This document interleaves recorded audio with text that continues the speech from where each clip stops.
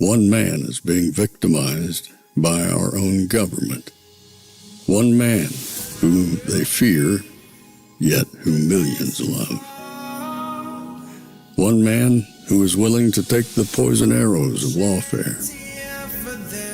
One man whose voice has been taken away by a corrupt judge operating in a corrupt system. One man who has been ridiculed and insulted. One man who refused to back down. One man who refused to back down. One man who refused to back down. One man who stands between us and them. One man that wants to see America protected again. One man who wants to see America prosper again.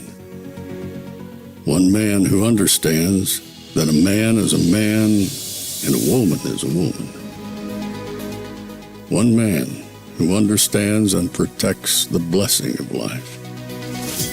One man who wants to restore American exceptionalism. One man who once again wants to make America that shining city on a hill for all to see. A place where all the people of the world glowingly set their eyes upon. America. One man who unashamedly wants to make America great again. That one man is Donald Trump.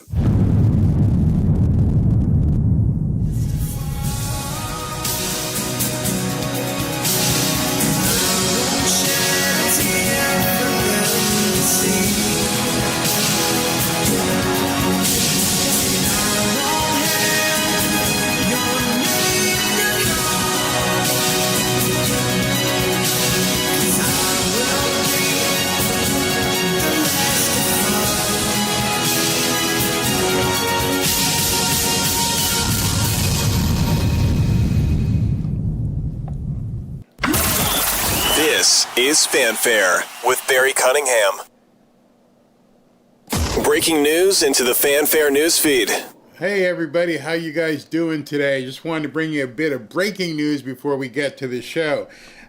This morning, the Pentagon reported that the Air Force C-32 plane carrying Secretary Pete Hegseth declared an emergency over the Atlantic Ocean, dropped quickly down to 10,000 feet, and then reversed its course back to the UK. The plane is a squawking 7700, which could mean engine failure, medical issue on board fire, or another general emergency. But whatever it was, I'm sure that will come out. He has landed safely. So if you've been following this story, like a lot of us have been, the plane did indeed land safely. That's all I know about it. I am not going to go into any conspiratorial type stuff and say it was sabotage or anything like that. I'm just happy that prayers are again answered and that Pete Hegseth is on the ground safely back in the UK. So that drama is now over, but we have new drama coming up. I don't know what President Trump and Kash Patel are going to be talking about. I have an idea, which I'll go over in a second. But I don't have, and I've looked around to see if anybody's got any early notice about what's going to be happening. And as of yet, I can't find anything definitive. A lot of people are speculating that it's something big is about to drop. I don't know, because if it was anything, I would surmise that if it was anything indictment related, if it was anything that was of, reversing the pardons, anything of the big stuff that people were looking for, I would presume or assume that Pam Bondi would be at the press conference, as she is the head of the DOJ. As this is a press conference with Kash Patel, the director of the FBI, and President Trump, don't know what this could be, but everybody, all eyes and ears are waiting to hear what's coming. That being said, let me start with something as we're waiting for President Trump. We always know he's late, so I don't know if he'll be fashionably late today, but we shall see. I want to bring something to your attention. And in bringing this to your attention, I do not have an answer. Let me just preface it right now. I am not going to be able to put a period at the end of what I'm about to tell you. I'm basically going to be asking you questions. And then you can do your own research and deep thinking and understand what's going on. So I talked to Ashley this morning and I talked to Robin earlier and I go, I'm feeling something very weird going on. And it's about this protest happening this weekend and the same one that happened a while ago, this whole No Kings thing. And I'm wondering, again, I'm just questioning here, you guys can fill in the blanks. I'm just wondering if many of us, a lot of us, are looking at this the wrong way. You know, ever since Charlie Kirk was killed in huge fashion, exposed fashion, for so many people to see, there's been a groundswell of people looking for answers, a groundswell of people praying, a groundswell of people realizing there's a void they need to fill, a God-shaped hole in their hearts that they have no answers for. Like today, I have no answers. I'm going to have to pray on it. I'm going to ask you to pray on it. I'm going to ask you to do some deep thought. And because it happens so publicly, where I mentioned yesterday during our prayer meeting, that a lot of people, especially young people, have not been exposed to that kind of violence, that kind of abhorrent OMG type of violence that just grips you and makes you want to cry on sight. They almost saw it on July 13th, but they didn't see it. This one, it was graphic, it was stunning, put any adjective that you'd like. It caused people to go, what did I just see? And then I saw people laughing about it online. And you have to imagine, after people saw that, some people stepped back and went, that's not good. That over there is evil. Maybe I need to find God. Maybe I need to talk to some people. Mom, I got this weird feeling. Well, son, daughter, maybe you need to go to church. And remember what happened after Charlie Kirk got shot. Churches were filled across the country. I mean, packed to the brim. New people, young people, old people, people who had been away from church, all went back to church. I hope they're still going. I think they are. And then it made me think, when they said they're doing a No Kings protest, well, we don't have any kings. And then I thought to myself, well, actually, we do. Could it be the no king that they're trying to protest against? They're utilizing Donald Trump as the catalyst, but there's another king that they don't want anybody to have. Bear with me here. With an ideology that it's basically teetering on communism, with an ideology that's embracing Marxism, with an ideology that has people riding bikes nude, with an ideology that says you can change who you are and lop off your junk and become the other person, just do it. An ideology that promotes some of those people going in front of kids in school. An ideology where you could slit somebody's throat and get probation. An ideology where Big Balls gets beat up and they say it's not my job to punish him. That's not what a judge is supposed to do. Obviously, you don't understand the word judge. And you see all this stuff happening with Chicago and how they're fighting tooth and nail to make sure that crime is prevailing. We don't want you to stop crime. Well, doesn't everybody want to live in a better America? Don't they want safety? No, we have to re-envision safety. Up is down, down is up, white is black, black is white, sideways. They are screwing with everything that we hold dear. So I'm challenging you right now with what I'm going to show you are they realizing that they're fighting a losing battle? You and I already know who's won the battle. We already know there's victory. But if you feel, and you're on the other side, and you feel that we need to mobilize now, even to the fact of getting naked people out there laying in the street and riding bicycles, then you will pretty much do anything. If you're going to cheer somebody's head nearly getting blown off, you will basically do anything. If you will attack ICE vehicles in the middle of the street, you will pretty much do anything. So I'm going to pose the question to you. Is the king that they want no part of, no kings, Jesus Christ?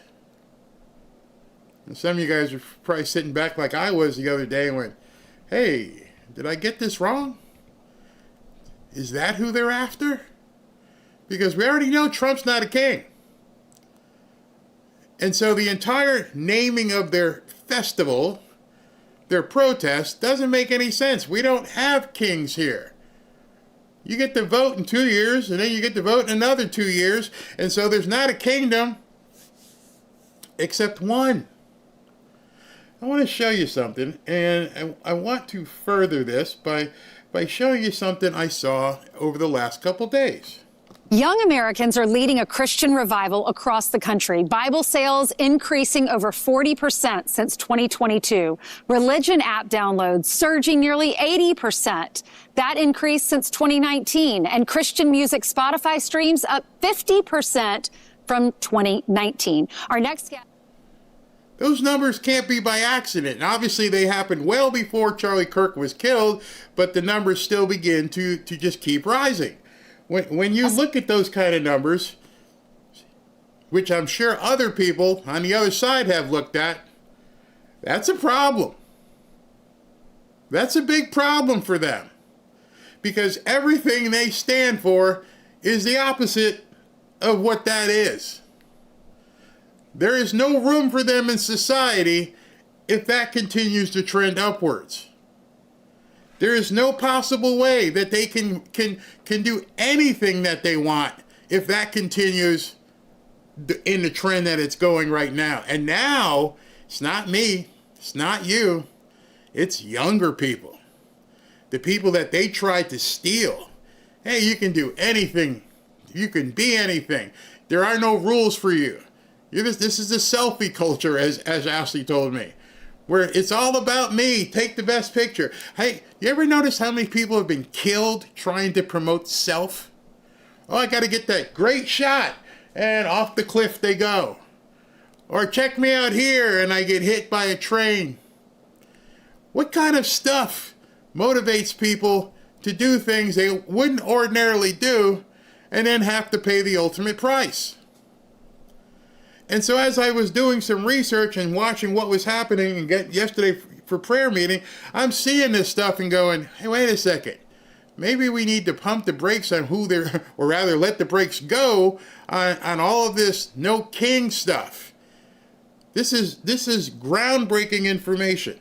Is helping fuel this movement, bringing faith into the mainstream. So let's bring in Christian artist and influencer Ann Wilson. Ann, so good to have you in the studio. Thank you. It's We so good to love be here. your music. Thank you so much. What do you think about this? This is awesome. This It's revival. amazing. It really is. It's such a cool thing to witness, honestly, being in the heart of Gen Z as a 23-year-old and seeing my generation come to know Jesus like in a way they never have before is such an encouraging thing to see. What are you hearing from your... Hey, I want to stop there.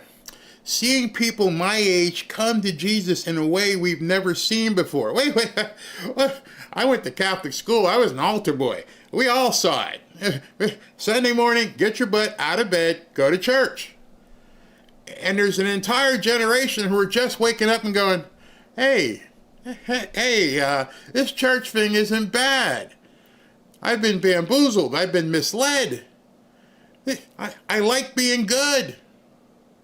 I like what good does to me. I like the feeling of inner peace. Like she just said, like nothing we've ever seen before. Well, what else have you never seen before? Somebody's head get blowed off in front of you at a college campus. Something else you've never seen before. People lopping off their junks and deciding to change teams. Something else you've never seen before. I don't know. Millions of people coming across the border and judges and everybody else trying to fight to keep them here. You could go down a list of things we haven't seen before. When was America great? When we didn't have to see those things we're seeing right now. I can't imagine being 21, 22, and 23 and all the different pressures that are put upon kids right now. They're not getting married. They're not having babies. They're not settling down. That's why when Charlie Kirk and other people are like, hey, do the good thing. Settle down, have babies. Promulgate. What about feminism? I'm sorry, there's no better calling than being a mom. And we were told for so long that this wasn't fashionable. It wasn't cool. Have you noticed how they portray men in commercials these days? He's a bumbling idiot. I can't believe I can't do it. And they'll laugh at the men, and then the woman comes in to save the day. Yes, there have been days when Robin indeed has come in and saved the day. And I call Robin Vila because she's so good putting things together. But we work as a team. It's not diminishing the male.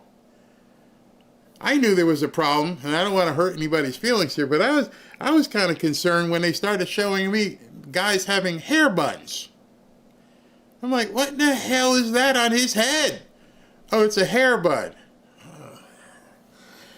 I don't know. I grew up in a culture where there were jocks and freaks and gearheads and, nerds. And the apex predator, the alpha male, was the one that people always either aspired to be or wanted to take down because he was the alpha. And now we've grown into an entire legion of betas, where now they're promoting betas. Well, there's a reason why. We used to call them, and some people still do, soy boys. And it's not by accident that they're called soy boys, because they got the things aren't working. No libido. Nothing that says alpha, predator, apex. Things we've never seen before. Oh, here's something you've never seen before. When men were men, they started calling things toxic masculinity. I thought to myself, what in the hell is toxic masculinity? Yeah, we like to eat, we like to poop, we like to fight, and then we also like the horizontal stuff. We were pretty simple creatures. And then they started slicing that away, if you know what I mean. And so these kids are like, wait a second, I've never seen this. I haven't had this feeling. And by the way, the teachings are that, we're supposed to respect the alpha male.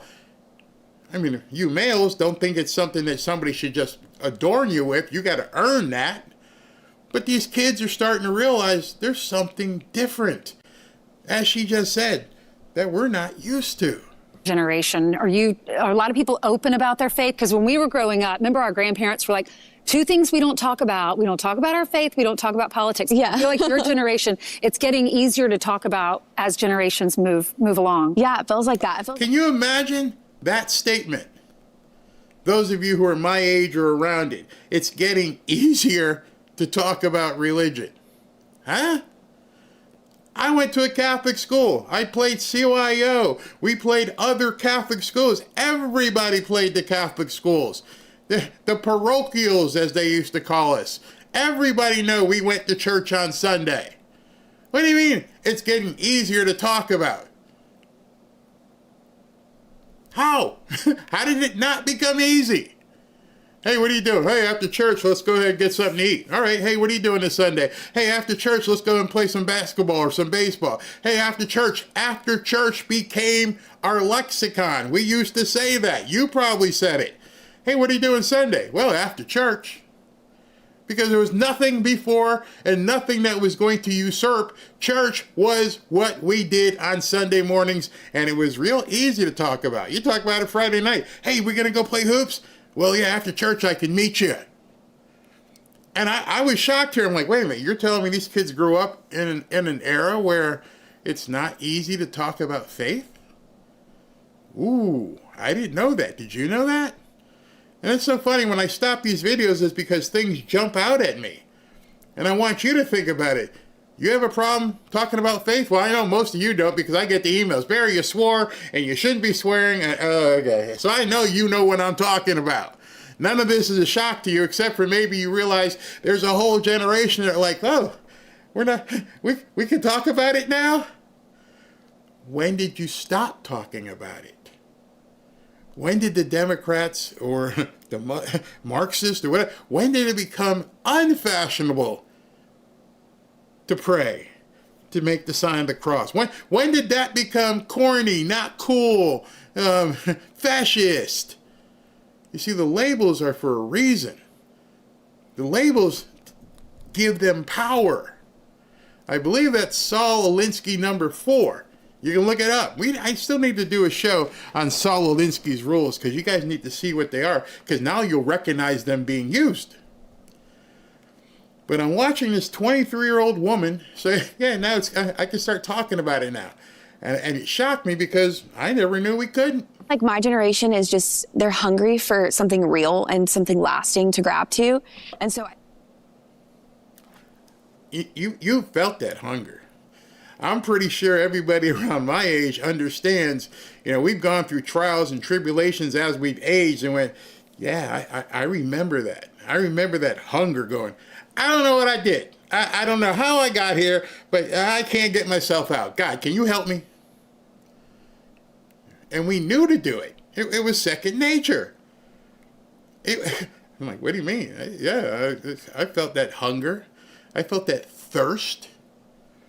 And the problem is, what I'm seeing with these younger people is there was no oasis. There hasn't been any place they could turn. Music, friends, video games, where they could find that oasis. Can I wet my beak? Can I get this thirst satiated? Can I fulfill this hunger? Nope, come on, let's go on this game and kill people. Over and over and over and over and over. Let's go watch these crazy-ass videos over and over and over and over. Yeah, many of us did it, but we had Sunday. Okay, let me wash the stench of what I've been doing Monday through Saturday off. Okay, I feel good. It's Sunday afternoon. Okay. Imagine never being able to do that or feel comfortable doing that. Imagine that whatever you've done, whatever you've gotten into, Saturday night came along and Sunday morning, you looked around, you went, I can't believe I'm in this bed. All this shit, and you could never get rid of the shame because you had nowhere to go to fulfill that thirst. And she's 23 years old, and I'm thinking, you've never had that? I think vulnerability has become a big thing in my generation. People just being honest about what they're going through, what they're facing in their life, the depression or anxiety they're walking through, or their struggles. And I think people are just being so much more open about faith and the need that. I'm sorry. When I was 22 and 23, anxiety was a word in the dictionary. Anxiety? What was there to be anxious about? 22, 23, you're in college. I was playing football. The food was plentiful. The girls were plentiful. Didn't have plenty of money, so you just have to dial the digits and, hey, Mom, can you send cash? But there wasn't any anxiety. The only anxiety I had as a college student was, I got to wake up for class. I just had too many beers last night, and I got to get up for class. Oh my gosh, how am I going to do that? How am I going to study for class? But the biggest anxiety I had was when I went to the closet one day and there were no clothes in there, and Mom wasn't there to wash my clothes. Mom, how do I do this? She's like, you're kidding me, right? No, you're 19, and this is the first time you're washing clothes. Yes. And she had to walk me through it. And there was some serious anxiety. I was stanking. I hadn't washed my clothes in a couple days. Well, week. weeks. Y'all know what I'm talking about. Anxiety. Anxiety was, am I going to have Kraft macaroni and cheese or some bologna? Am I going to have some peanut butter and jelly? Or am I going to have some, bologna? Oh, that was the anxiety. Can you imagine being 22 or 23 and having anxiety? And I'm sure there are some who have medical conditions, and they had to think to themselves, I need help. But it didn't come in a pill. Didn't come where every morning I had to take this pill because I was anxious or I had panic attack. When did panic attacks come into vogue? What's wrong with you, man? I'm not feeling good. Get your butt up and get out to practice. Oh, okay. The panic attack would go away pretty quick. Yeah, for it. We all go through stresses. Even our little ones are stressed sometimes. Adults will look at younger people and say, oh, come on, you're having fun. You're 23. This is the prime of your life. But it's not necessarily true. Our young people are suffering with anxiety, social media issues. Yeah, so true. Yeah, there's so much that we're all carrying right now, and specifically our... There's so much. She's serious. There's so much that we're all carrying right now. Like, wow, when was America great again? When we could be kids. Whether it was 5 or 22, we could be kids. And so much we're carrying. I want you to think back when you were a kid. One of my anxieties was I was a paper boy, and one of my anxieties, I'd wake up and it was raining. Like, I don't know if these people are going to get these papers this morning. It's not looking good. It's raining, and I was in Connecticut, and it was cold. So it's raining, and it's cold, and I got to get out of this bed at 6 o'clock in the morning in the dark, because of daylight savings time, and go deliver these papers. They might not be reading today. That was my anxiety. I need to finish up, get back home, because Mom's about to make some pancakes. I can't miss the pancakes, because if I miss the pancakes, then I can't go to school. It was a prerequisite. But these kids, so much for us to deal with. What did you have to deal with? Generation. I mean, we're dealing with so much more than generations in the past because of social media and, you're right, anxiety and all the things. All right, problem solved. We're dealing with so much these days because of social media. Then let's take that away. I've watched how Ashley deals with the grandkids. Oh, no, you can't go there. You can't look at that.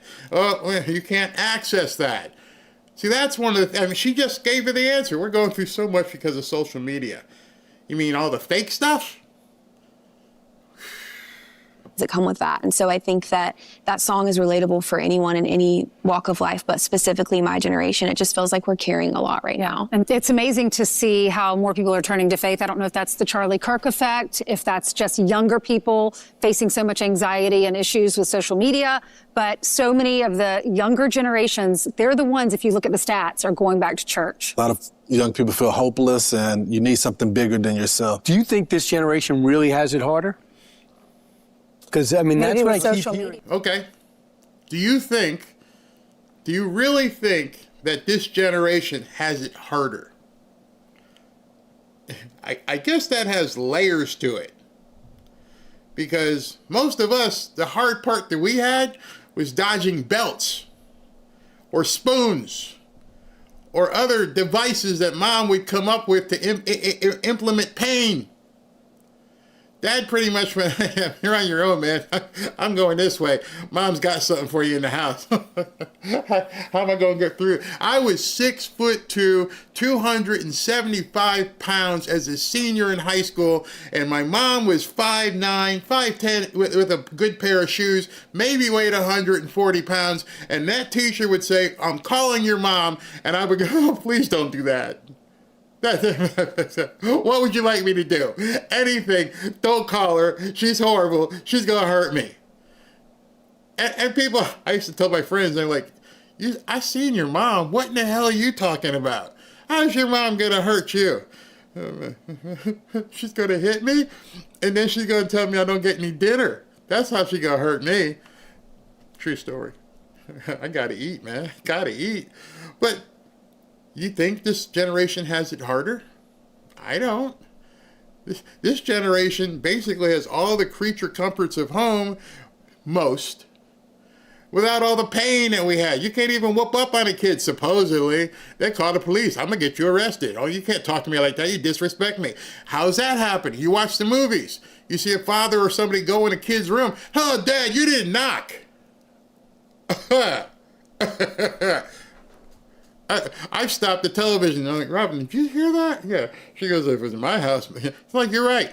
I'm going to have to fix that. Just like with your social media, I'm taking the door off your room. Now I ain't got to worry about knocking. How about that? I got to need my privacy. You're 14. You don't get no privacy. You get the privacy I allow you. Everybody in this chat right now knows exactly what I mean. And so, do you think this generation has it harder? Or because they've had it softer? And I'm not talking about abusive parents. I'm just talking about normal parenting. I don't know the answer. This is the questions I'm putting before you. Do they have it harder now? Personally, I don't feel so, but maybe some of you in chat do. And what's this? SB just texted me. I have to check. All right, let's continue. Over and over again. I guess the challenge is social I think the media. climate is just different. I think for us, we're older, our brains are completely formed. We could look at someone on social media that's at a party or at an event or invited on a trip and be okay with it. Yeah. But a younger generation, when your friends are everything to you in your world and you feel isolated, I think that can be tough. That wasn't in our face when we were growing up, especially for girls. But I think this generation, with the parent controls on all these things, I think parents got to make that decision early. So I got a question for you. You know how these things now, these devices and stuff, have parental controls? My mom didn't have a parental control on a device. My mom's parental control was don't. And of course, as you got older, you started testing the limits of that don't. But she didn't have to restrict things. When you got your driver's license, you know what the parental control was? I'm taking away the keys. You're done. Your freedom is over. You can't drive again for another 2 weeks. There's no other parental controls. Oh, what did you just say? Guess what? You're not playing this weekend. Huh? Oh, those were easy parental controls. Very easy. See, the very nature of that conversation tells me there's a difference in everything we've done. The parental control moved from the parent to a device. When you pick up the device and the parental control won't let you, this becomes mommy. Instead of mommy saying, don't pick that up. That stays here. You go do what you want. That's staying here. See, you should see that noticeable shift. But see, the thing that allows that shift to take place for parents, for kids to understand that at 22 or even at 23 is to know that commandment, honor thy parents. And so as we see the shift happening, that's one of the things that's no king's thing. I'm just wondering. They didn't want you listening to your parents. They didn't want you listening to the cloud god. They didn't want you listening to these, people in authority. You do what you want. And now kids are realizing we've tried it that way. We really did. It didn't work. First, I just want to say that Jesus is the way, the truth, the life, and to any of the world that's hearing this message, the kingdom of heaven is. Watch his hands. It's very important for you to watch his hands as he's talking. Here, Jesus is coming back, and we all have to repent for our sins, and we have to put our faith in Jesus. He will come back when you least expect it, and it's time to wake up if you haven't put your faith in Jesus Christ. He was seeking comfort. Robin tells me I do that sometimes, and I'll be sitting there and I'm rubbing my knee, and it's involuntary. I don't even know I'm doing it. She's like, "Are you tired?" "No." "Are you upset?" I'm like, "No, why?" "You're rubbing your knee again." And then I'll end up stopping. I'm like, "Oh, I didn't even notice it." And he's talking about Jesus, and he's getting comfort. That's an NBA player. And he was just sitting there. It wasn't fear. He was comforting himself. He understood at this point that, that armor was on him. These reporters are standing in front of him, and I'm saying something that's probably going to upset these people. I need comfort right now. Hope you notice that. And people are coming out publicly that people didn't understand would happen, or movements that would happen.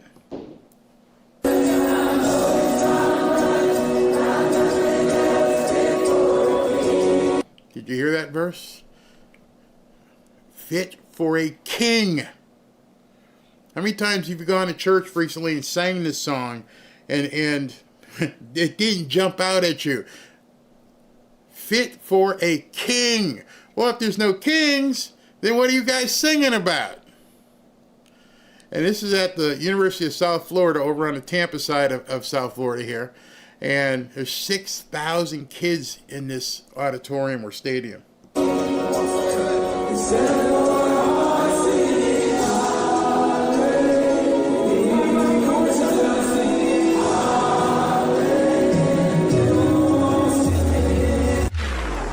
The other thing with that, if you looked at the crowd, how they're always looking for diversity, equity, and inclusion.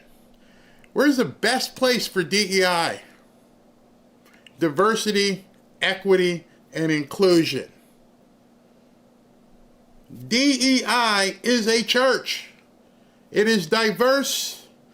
Everybody is a part of the congregation, and you're definitely included. It's not any advantageous benefit other than being closer to God. And this wasn't part of the prayer meeting. I'm not a pastor. I'm just watching. And I'm looking. And I'm seeing this happen. And I'm like, no kings, huh? No kings. Okay. Yeah, definitely. Weekend. I'm getting comfortable.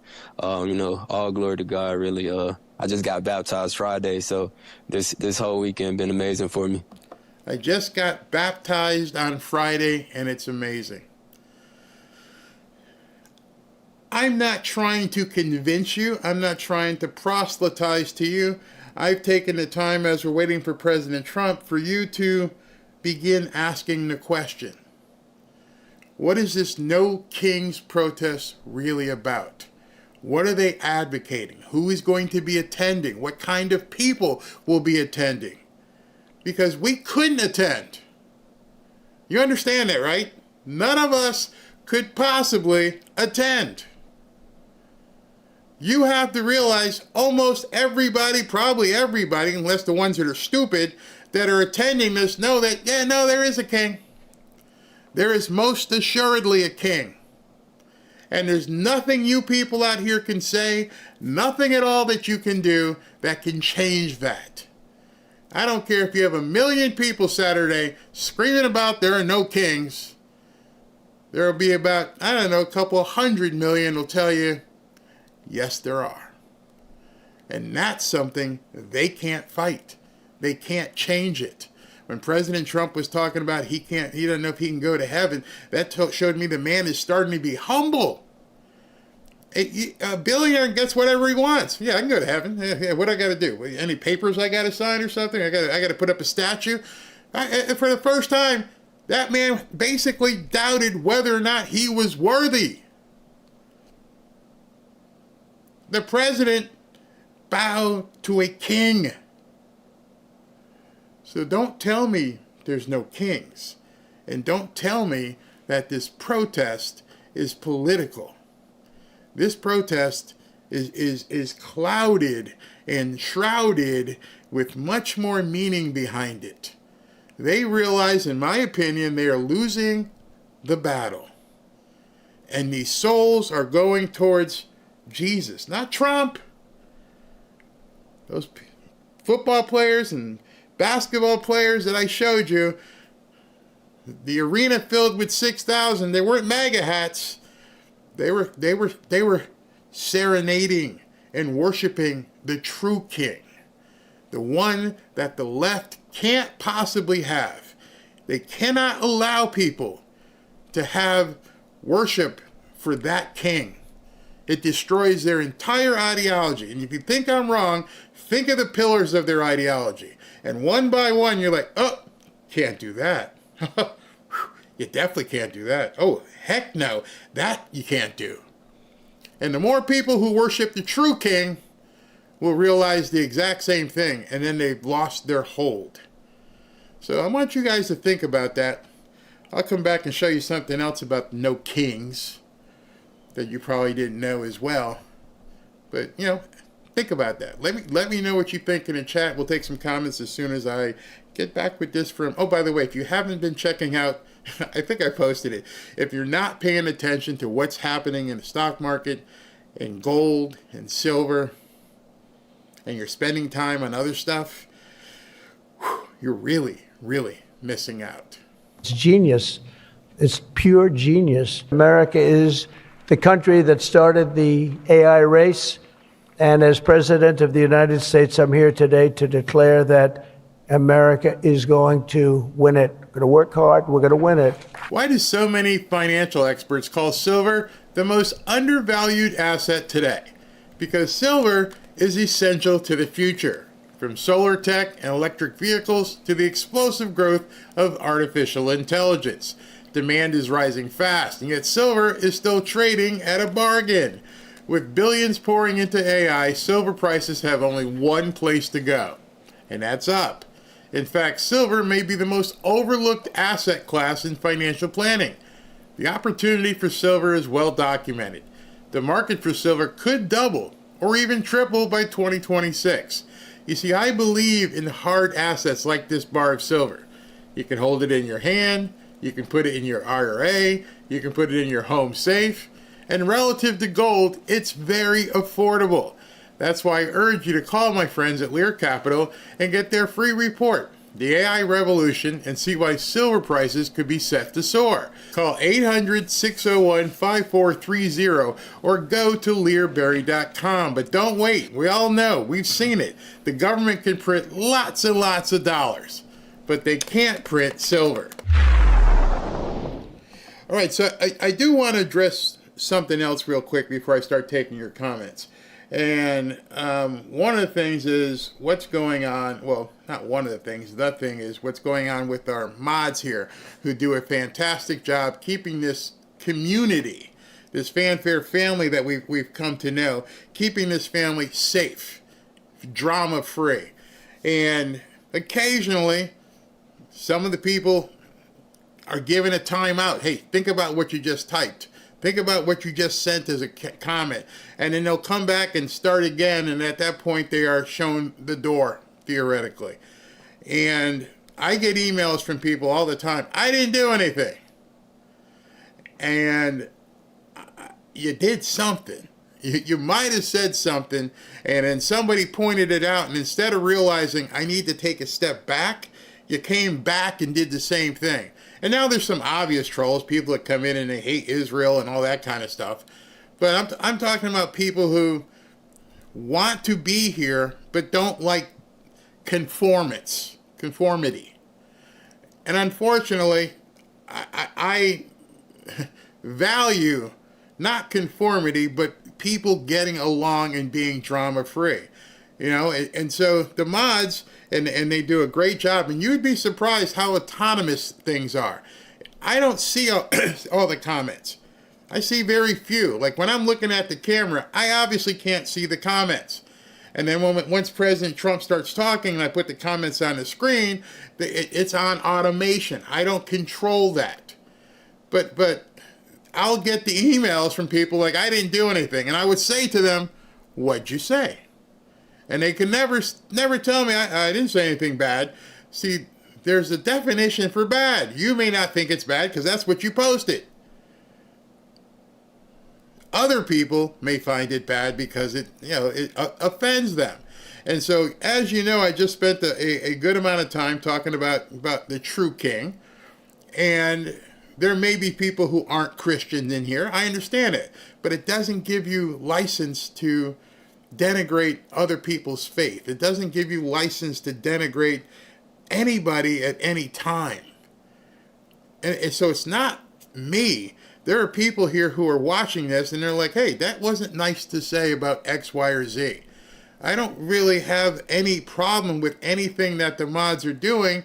And I think leniency has been shown a great deal.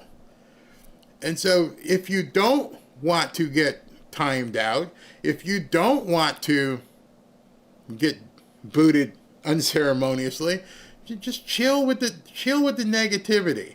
And there's some people out there who have gotten Das Boot, who are complaining, I didn't do nothing, and posting videos and everything else.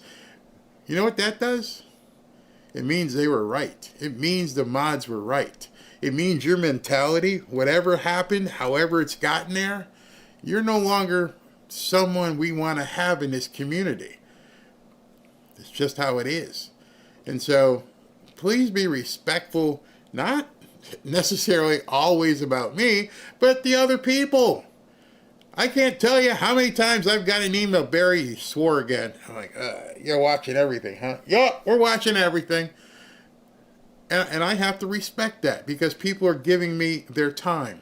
And their time is, I don't like to hear this, that, and blip, blip, the whole Bill Cosby thing. And so I'm going to make myself a concerted effort not to ban myself, because I want you to continue coming here and I want you to have the free space to understand that as well. Hopefully we won't have to address this again, but every once in a while somebody starts chirping and then I get an email. I'm not going to name any names, but you know what's really funny? Maybe, talk about simpler times. This one person who recently got the boot sends me an email and says to me, this is the exact words this person said. You took Ashley's opinion over mine. I had to look at that twice. Which Ashley are you talking about? Oh, my daughter. I took my daughter's opinion over yours. Delete. I got nothing to say to you at that point. What the hell do you think? Of course I did. Oh boy. That's like you took Robin's opinion over mine? Yeah. Oh, okay. Well, let's look at here some of the stuff we got. Just be kind. We all come from different backgrounds. We have different experiences. We have different nightmares. Things may trigger people a certain way, and so we just have to be careful. My mother is the reason I am now a Christian. Her faith and her prayers in raising me up in the Bible. Yes, it's funny. As a younger person, I didn't. Even though I was an altar boy and stuff, and went to Catholic grammar and high school, I wasn't really immersed. But I knew right from wrong, even though I crossed it.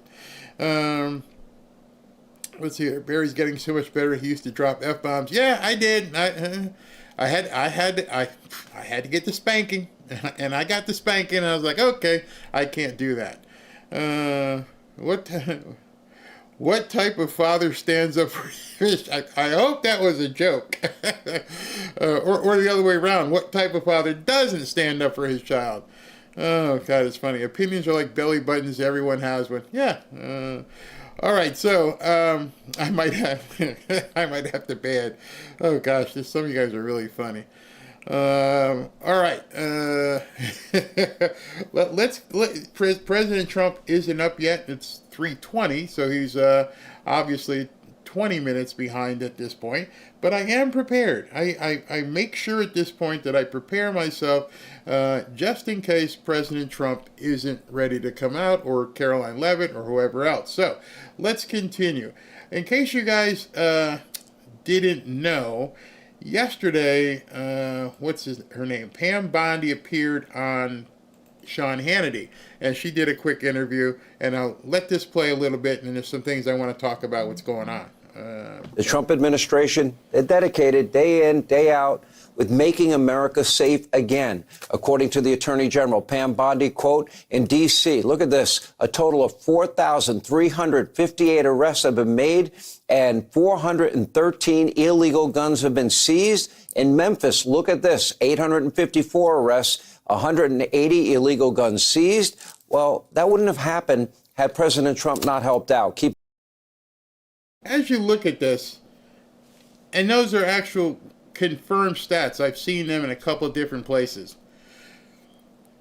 Nearly 4,400 arrests have been made in Washington. 413 illegal guns. Memphis just started.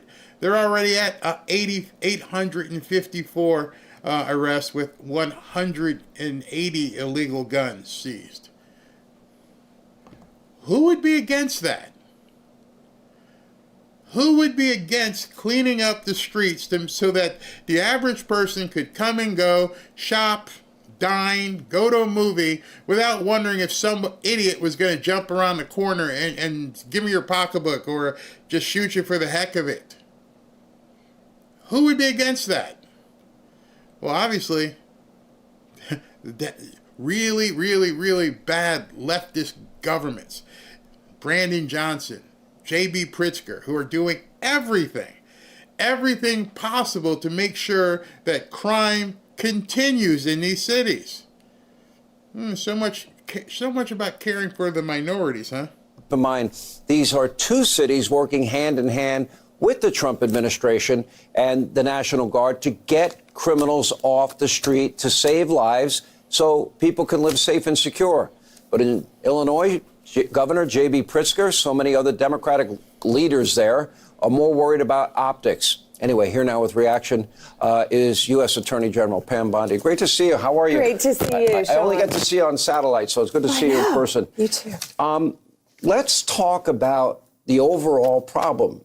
And I contend that if you don't have law and order and safety and security, you can't pursue happiness.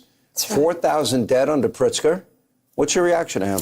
Yeah, he is apoplectic that Donald Trump wants to come in and help Chicago and fix Chicago and make Chicago safe. Going back to Memphis, you gave the great stats on Memphis. You know how many missing children we found in Memphis? 44. Finding one missing child makes it all worthwhile.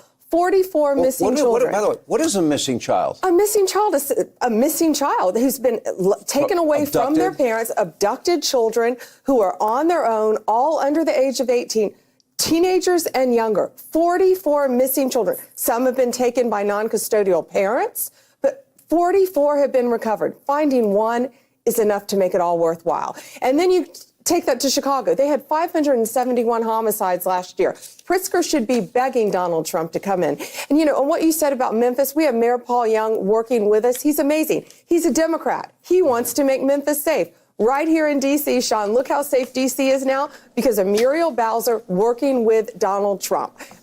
So then you have to wonder, specifically, if it's working in other cities. If you can actually look to the model, the business model of, you know what, if we get rid of the criminals, then the people feel safer, and guess what? They'll come out of their shells and they'll shop and they'll buy gas and they'll buy food and they'll go to restaurants and they'll go to festivals and they'll do all this kind of stuff, which makes your town more appealing. So then, you have to ask yourself, why are they against it? And I've heard the excuses, it's only in a small area of Chicago. It's only in a small area of Portland. That should make it easier to clean up, doesn't it?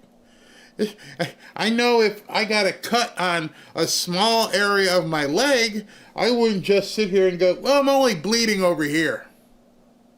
I mean, this bleeding here, I know it's a little profuse, but I'll be all right because the rest of me is fine. So any of you who have any kind of medical knowledge, if this cut on your leg continues to bleed and you're not taking care of it, it's going to affect the rest of your body. You may bleed out. You may get gangrene. You may get some other kind of infection. because you didn't take care of that little wound on one part of your body. But for some reason, we don't want you to fix up this one area of town. We need the craziness in this one area of town. And then again, since we're asking each other questions, people need to be starting to ask those questions about these people. What is it that is so important for you to go crazy over this part of Chicago, this part of Portland, this part of Baltimore, and on and on and on? Why do you have to have this way? Everything else looks good except right here, right? Yeah. Why don't you go and fix that? Is it monetary reasons? Are you getting paid? Are there kickbacks coming? Are the cartels telling you this is where we set up shop? Are the gangs telling you this is where we set up shop? Are you getting money? I don't know, but it causes people a lot of looking and going, what in the hell? What's going on over here? And often, unfortunately, these are in black neighborhoods, which completely destroys me because of Black Lives Matter and all the other stuff with DEI. Well, DEI, the easiest way to look at DEI is why these people got to live like animals? Why is it that all of this is happening here while across town they're fine? They're going out, they're spending $100 meals and driving their Bentleys and doing it. But oh, hey, not going over there. No, I don't want to have no part of that part of the city. Why would you let that continue? I can't, I don't have an answer. Police, Transit Authority police, right here, working with all of our federal agents hand in hand, and our National Guard. Pritzker's lost his mind. I've been here all day. It's a discernible difference. Thanks to Donald Trump. It is a discernible difference. It's a very different place. So the president, I guess he talked about if they will not enforce the law, if they will not keep American citizens safe in towns and cities, that it may result in him invoking the Insurrection Act. Mm-hmm. Let's talk about the legality of that. Sure. All right, so before she goes there, perhaps that's what this meeting is for, this press conference. Because I'm trying to think those two people in this press conference, President Trump and Kash Patel. Why not Caroline Leavitt? Why not Pam Bondi? Why would it be President Trump and the director of the FBI? Is this where we're going to see the Insurrection Act come? I don't know. But this is the oddest pairing I could think of. If I were President Trump, if I were going to make a decision that strong, number one, I'd sit down behind the desk and go, my fellow Americans, it's time. The FA part happened. Now it's time for the FO. I don't need Kash Patel to tell you I'm about to do this. But he decided to have a press conference. Press conference meaning you get to ask some questions. Well, if I'm making a decision, I don't need to have any questions. This is it, and we're going to do this. So it's a very odd pairing. Just if you think of the chain of command, very odd. Why Pam Bondi isn't standing next to him. Or why Caroline Leavitt isn't there with Kash Patel. I don't know. But it came out of nowhere. He's like, we're going to have a press conference at 3 o'clock, and here we are, it's 3:30, and we still don't know who's coming or what's going to be said at this meeting. And I've been looking around, and all kinds of things are happening. SV just said to me that President Trump just secretly authorized the CIA to conduct covert action in Venezuela. Well, if the CIA is conducting a covert action in Venezuela, and they announced that publicly, then there's no reason for this press conference, and the guy showing up at the press conference wouldn't have anything to do with the covert action in Venezuela. He's the FBI director. He's domestic. So we could all suppose and wonder, but I was listening to Pam as she was talking, and it sounds like they're about this far from calling it a day on these Democrat idiots. Absolutely has the right to do that, the legal authority to do that. We didn't have to do it in Los Angeles. They came in, they cleaned up the riots. You saw, look how much better LA is after the president brought in the National Guard. But look at Portland, look at Chicago. They're sanctuary cities, they're sanctuary states. They are forbidding in Chicago, this mayor, Brandon Johnson, is forbidding the police to work with ICE to get illegal aliens off the streets. Here's one example. There was an illegal Mexican in Chicago. He should have been in prison, illegally there. He was in prison. He got released from prison. Instead of being deported, they kept him right there, and he beat a 21-year-old to death. In Chicago. How are they condoning this behavior? Did you see that they took down a fence that was protecting an ICE facility? They keep using language. I don't know if you saw that.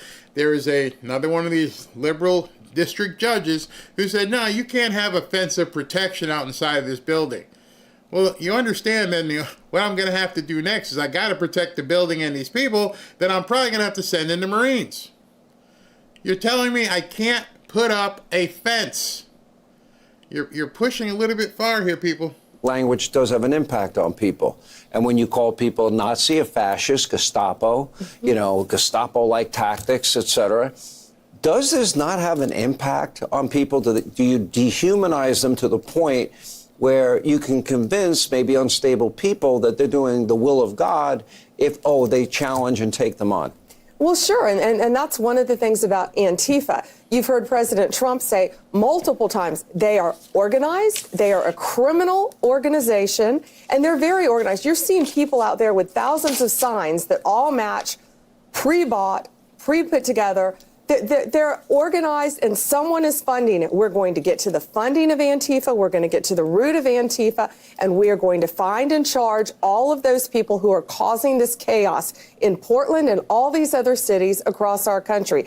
Talk to all the influencers who have been threatened and beat up and their lives threatened from Antifa members. It's going to stop under Donald Trump. And then now, perhaps that's what's coming. Perhaps with President Trump and Kash Patel, they're going to launch an all-out assault on Antifa. Would love to see that as well. What we do know is that we can't continue down this road. What we do know is as Pam Bondi or the Department of Justice or DHS, as they have gone into these cities, crime has reduced significantly. And another thing that's being reduced that nobody seemed to want to talk about is these missing kids. There are missing kids all over the country, and how are they uncovering these kids? I mean, think about it. In a city the size of Chicago or Portland or some of these places, finding 50 or 60 kids is like looking for a needle in a haystack. How are they finding these kids? Don't know. Maybe that's what they're going to talk about. But there's so much going on. In Chicago I think he's the worst one of all. He really is, because he's just encouraging this and he doesn't care about the people of Chicago like Donald Trump does. All right, let me ask you this, because the left is claiming that Antifa is not a real organization. We've known it's been a real organization for the longest time. I think getting to the bottom of who is okay, now we're getting somewhere. And I read that Glenn Beck recently got asked by the FBI about what he knew about the funding, because this is something he dug into, the years he was at Fox. And he believes that there is a funding effort, which to me I conclude what it seems to be is they want to bring down American society. They are working against the American people. What would that be? What would that be called? It would be organized crime, and that's what... All right, so let's talk about some of this organized crime.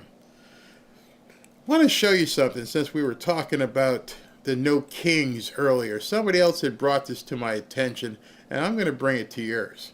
Because if this is one of the things that she's going to be going after, or Kash or whoever, this is kind of important. I want you to see this. This is on the actual No Kings website. You can see it right here. This is their website, No Kings. All right? As you get on this, everybody's wondering, how are they being funded? Well, as you begin to scroll here, and let's see, 1, 2, 3, 4, 5, it's 6 across. And it's 1, 2, 3, 4, 5, 6, 7, 8, 9, 10, 11, 12, 13, 14, 15, 16, 17, 18, 19, 20, 21, 22, 23, 24, 25, 26, 27, 28, 29, 30, and it goes on and on and on. There must be 300 partners. If there's 50 rows and there's 6 columns, that's 300 partners are funneling money into the No Kings protest. And when you look at the agencies and organizations that are funding and putting money into the No Kings protest, you have to wonder, where are they getting the money? I mean, just look at them. ACLU, ACT TV, the Arab American Institute. What else we got here? Build Resistance. I mean, you can just go through this yourself and you can just see agency, NGO, all got the fist and everything else. What's this one? Defending Dissent, Democracy Forward, Demcast. I mean, it's just on and on and on. Who are all these organizations? Why is nobody digging into every single one of this? Hollywood Democrats. I mean, it's insane. It's absolutely insane as you go down through this list, and they're just all over the place. 300 plus different organizations, most of I've never even heard of. You want a job and you're the FBI? Go find out where every single one of these companies, agencies, things you never heard of, where are they getting their money? How are they funded? Because I personally think this is a RICO act waiting to be charged with. I don't even know who these people are. I bet you they're all 501c3s. I bet you they're all charities. And all this money is moving around from place to place to place. Free speech people, it's just crazy. Who are these people? And the scarier part is, who's behind all these organizations? I mean, they had to file corporate papers someplace, even if they're 501c3s. How did they get 501c3s? How did the IRS give them tax-free statuses? Maybe it's time to pull away their tax-free statuses. What are they doing? Well, right now we know they're about to support a protest of millions of people against the government and against the king. That's a problem. I don't know how many of you guys have looked at it or even went to. I know it was funny. I was talking about the No Kings website, and other people were saying, no, I don't need to see it. That's because you don't see all of this. There is something insidious going on right now. Where are they getting the money? That's what I'd love to know, and that's what Sean was asking Pam. They're doing, and you're watching it in Portland. Portland really is the prime example, and President Trump just had so many of the influencers whose lives were threatened, who were Caitlin, the beautiful blonde woman who had the black eye from an Antifa member. They're threatening them online with violent acts. It's organized crime. They're completely organized. They're at all of these events. They're encouraging violence. They're calling everyone fascist. But it's more than that. It's hurting the American people. And that. Now, you are the top law officer in the country. And if I were to listen to what she just said, she said they're breaking the law. How about maybe getting off of Hannity and calling Kash Patel and Dan Bongino and sending people to pick these nuts up? They're breaking the law. Well, first of all, we'd have to hear what law it is. I guess we'll see on Saturday. But this is crazy. That's why they're no different than MS-13 or any gang out there. What do you make? I've raised this question a lot. And if you are a sanctuary city or a sanctuary state and you're providing benefits for people, right now we're in the middle of a government shutdown, in part because Democrats want taxpayers to fund illegal immigrants and their health care. Okay, that's $1.5 trillion they want to fund the government for a whopping 7 weeks. In L.A., they declare a state of emergency and to aid residents hit by immigration raids. How, Madam Attorney General, how is that not aiding and abetting in law breaking? It is, Sean. It is. And, you know, you've got Chuck Schumer out there fundraising during a government shutdown. He's fundraising in California during the shutdown. Yet you have our men and women of all of our federal agencies probably not going to get a paycheck. We're going to do everything we can to take care of them. But people working during a shutdown to keep all of these citizens safe. They don't care about their citizens. You know, Schumer says it's the greatest thing to happen to Democrats. Really? To happen to our country? It's hurting the citizens, and we're going to keep fighting for the American people. That's what Donald Trump does, and that's what he's going to continue to do, whether it's Chicago, Portland, Memphis, right here in D.C., all over this country. He's going to keep Americans safe because they're not. And the people here are seeing what's happening, and they're loving it in Washington, D.C. Let me ask you a final question. As we now dig deeper into the Russia hoax and FISA applications and the pre-bunking of Hunter's laptop in 2020, weaponization and lawfare from 2020 to 2024, Kash Patel talked about a grand conspiracy. Mm-hmm. Do you see a possibility of that? Nothing is off the table, and no one is above the law. No one is above the law. They thought they could target Donald Trump for 4 years, and they did. They almost got away with it, but now he's the president of the United States, and everyone is on equal footing. There is one tier of justice in this country. All right, so SB just told me that it looks as though the feed may have come up. So give me a second to configure this.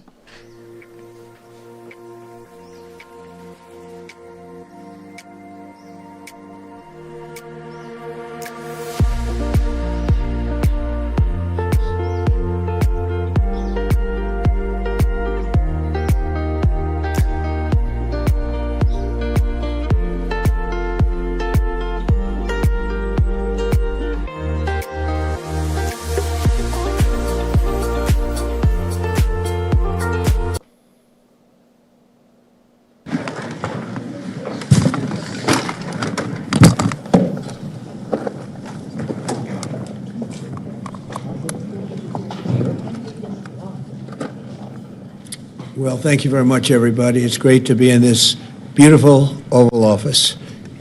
It never looked so nice. We're getting great compliments, and you see outside how that's come out. It's been great. We make a lot of improvements to the White House, and we're doing that. One of the things you should be looking at is the Palm Court, because that's been totally redone. So we like to preserve and make better the White House, and that's really what's happened, and we're getting tremendous reviews, and we appreciate it. But we're here for a different reason. It's called Operation Summer Heat, which is an appropriate term in light of what we're doing. And early yesterday morning, I returned from the Middle East, where we celebrated a historic agreement to end years of suffering and conflict. Amazing. Every country came together. I mean, even the enemies came out and totally endorsed it. Everybody. I've never seen anything like it. Nobody's seen anything like it. And just as we are forging peace and stability abroad, we're also restoring peace and safety and stability at home. And you see that in Washington, D.C., maybe better than any place, because we got there, and within 12 days it was very good.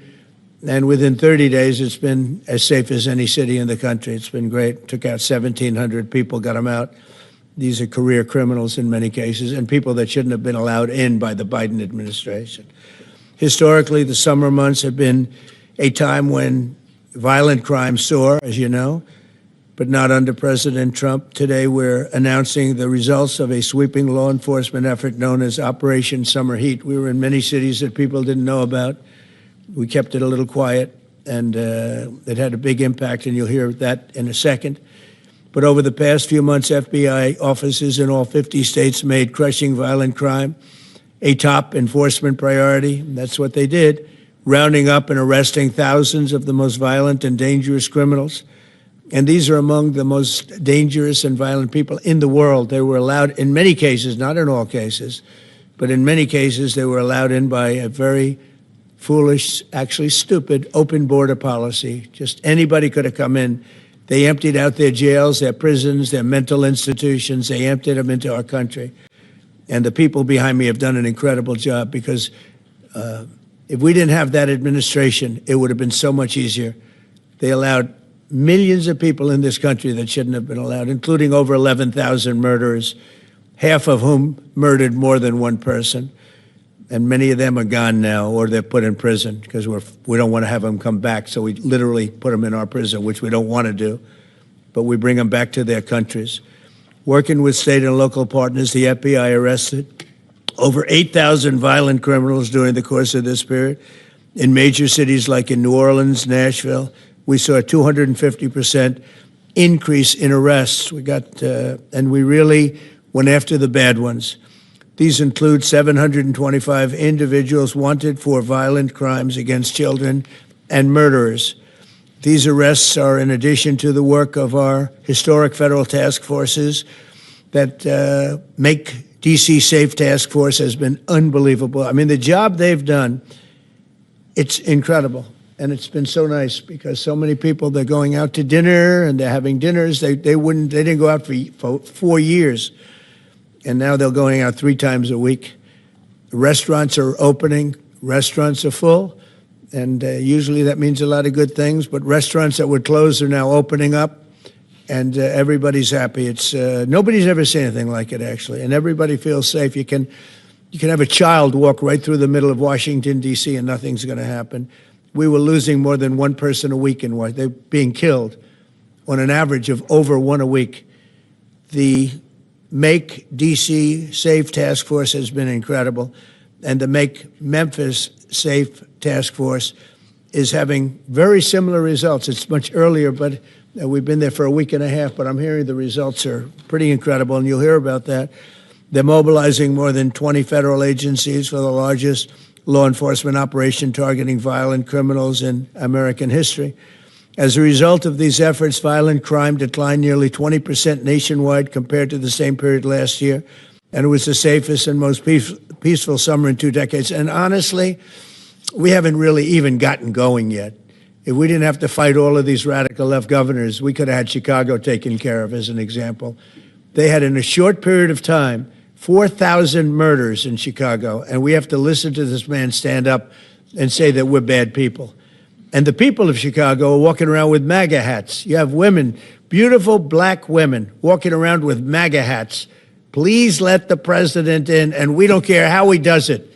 They're not interested in National Guard or Army, Navy, bring them in, Marines, bring in the Marines. They just want the crime to stop, and more so because of the success that we had in D.C. I think if we didn't have that success, nobody would even believe it. So I want to congratulate all of the incredible law enforcement professionals joining us today, especially Attorney General Pam Bondi, who's terrific, Deputy Attorney General Todd Blanche, who is a fantastic legal talent. He really is. He's a great guy, too. And, of course, FBI Director Kash Patel. They have worked so hard on this and other things. Since the start of the administration, the FBI has arrested over 23,000 violent criminals, more than double the number arrested in the final year of the Biden disaster.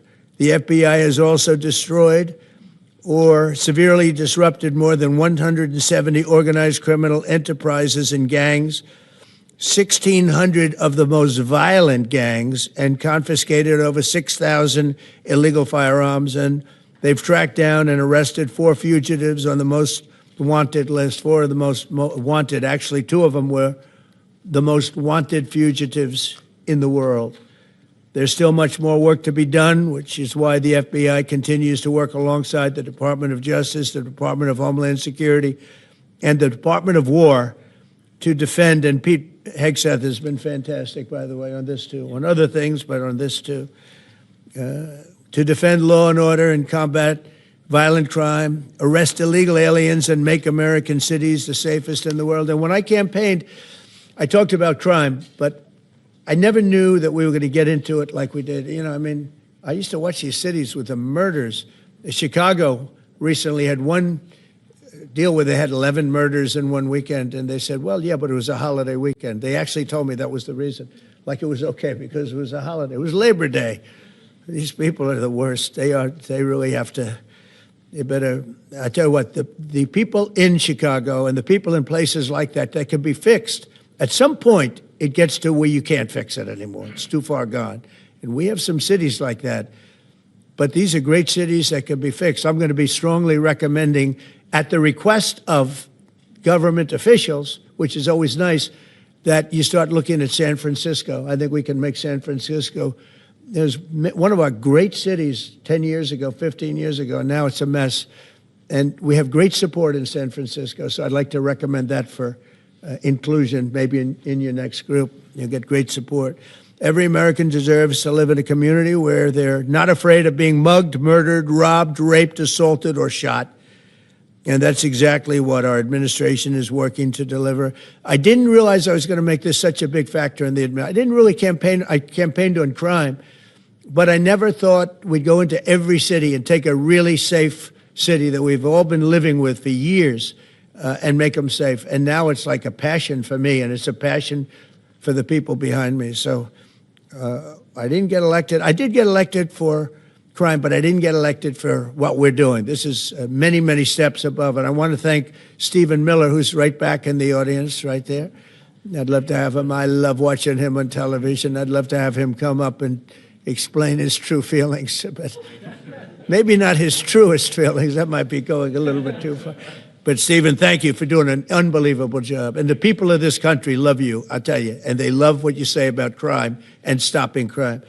So now I'd like to ask Director Patel to say a few words, and then Pam and Todd also. And I just want to congratulate them. This is an amazing thing, and we're just at the start. We're going to go into other cities that we're not talking about purposely. We're getting ready to go in. And when they go in, like Kash as an example told me that people didn't even know, 5 months ago they went into Chicago, and they started doing a lot of work in Chicago, and we brought the numbers down a little bit, and but that really was just preparatory work for what we're going to do with the surge. We're going to have a surge of strong, good people, patriots, and they're going to go in, they straighten it all out. So a lot of these cities we're already working on, but we don't do it with a big flavor.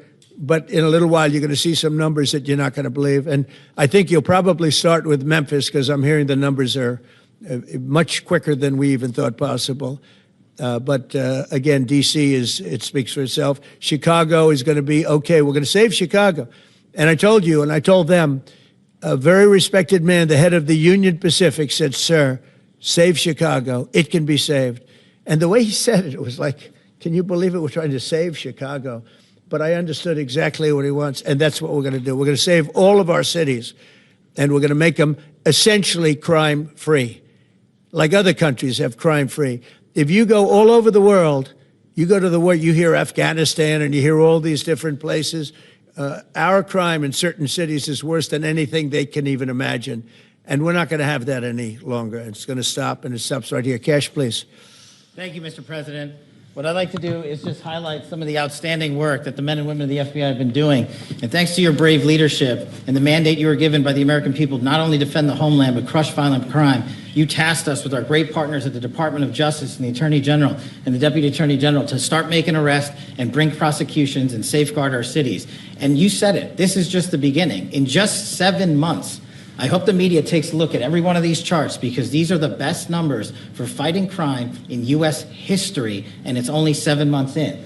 And to do that, our vehicle to do it of choice was Operation Summer Heat, which the FBI architected to go after violent criminals. And in just a 3-month span, you had 8,700 arrests of violent criminals.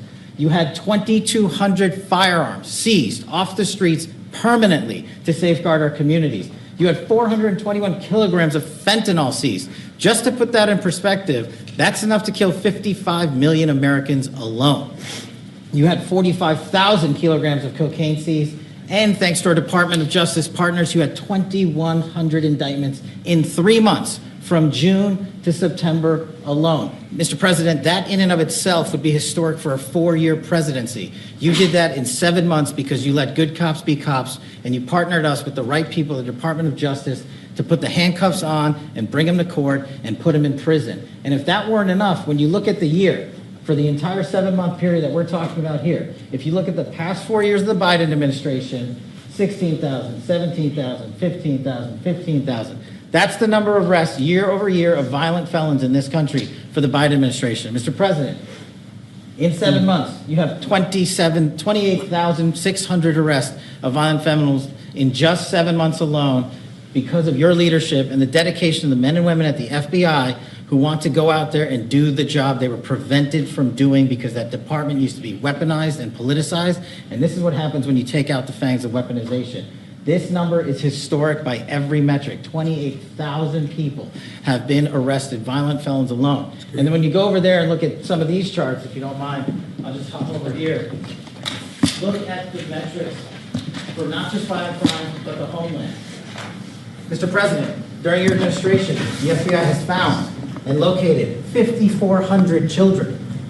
That is a 30% increase year to date over the last administration. Violent crimes against children arrests alone are up 10%. Gang arrests are up 210% in the last 7 months alone. And transnational organized crime, which Stephen Miller has been a great partner in, is up over 12% alone. These numbers are historic just as a snapshot. But just so people don't think we're focusing on violent crime alone, the national security mission, Mr. President, under your leadership has never been stronger. We have gone after espionage activities against our main counterparts in China, Russia, and Iran. In China alone, we've had over a 50% increase in espionage arrests alone and prosecutions. In Iran, we have had a 50% increase, again, in espionage cases. And in Russia, we've had a 33% increase in espionage cases alone. When it comes to counterterrorism, year to date, we have 125 arrests this year versus 100 last year, year to date alone. And when it comes to the cyber criminal activities, which are some of the largest enterprises plaguing everyday Americans, we at the FBI have put out a mission to go after cyber criminals like never before. Last year, they had in total 191. This year, you already have 252 arrests. 52 arrests of violent cyber criminals who are stealing from senior citizens, who are violating our children's rights and freedoms, and who are violating everyday Americans. These programs are record. And two of the things I'll finish with that I'm most proud of, Mr. President, this FBI. Fentanyl. As you know, it's a scourge that is killing our youth, 100,000 plus a year. To date, the FBI has seized 1,900 kilograms of fentanyl. That's enough lethal doses to kill 127 million Americans alone. To date. And if that weren't enough, Mr. President, you said we have to go after the worst of the worst. And you empowered our Department of Justice, our Attorney General, our Deputy Attorney General, and the Deputy Director at the FBI, led the charge, not just on summer heat, but he also led the charge in the FBI's 10 most wanted fugitives. These people have been on the run for years. And in 7 months, you captured not one, not two, not three, but 4 of the FBI's most top 10 fugitives. 4. And just to put that in perspective, Mr. President, the Biden administration captured 4 in all of 4 years. You're on 7, and we're going to get to 10. We're going to get to 10 of 10. This includes a lady who murdered her 6-year-old handicapped child and fled to India. We got her in 2 months. This includes a narco trafficker. This includes a sex trafficker. This includes another first-degree murderer and gangbanger. These people were on the run because of the prior administration's reckless policies that destroyed our communities, and you came in and with a mandate said, go after the worst of the worst. This is just the beginning. This is what happens when you let good cops be good cops at the FBI. Mr. President, I just want to thank you for your incredible leadership, our brave partnership with prosecutors who know how to bring cases and make sure these arrests stick. And that's what the Attorney General and the Deputy Attorney General have led the charge across this country, because arrests without prosecutions are meaningless. We are deterring criminals from doing this activity.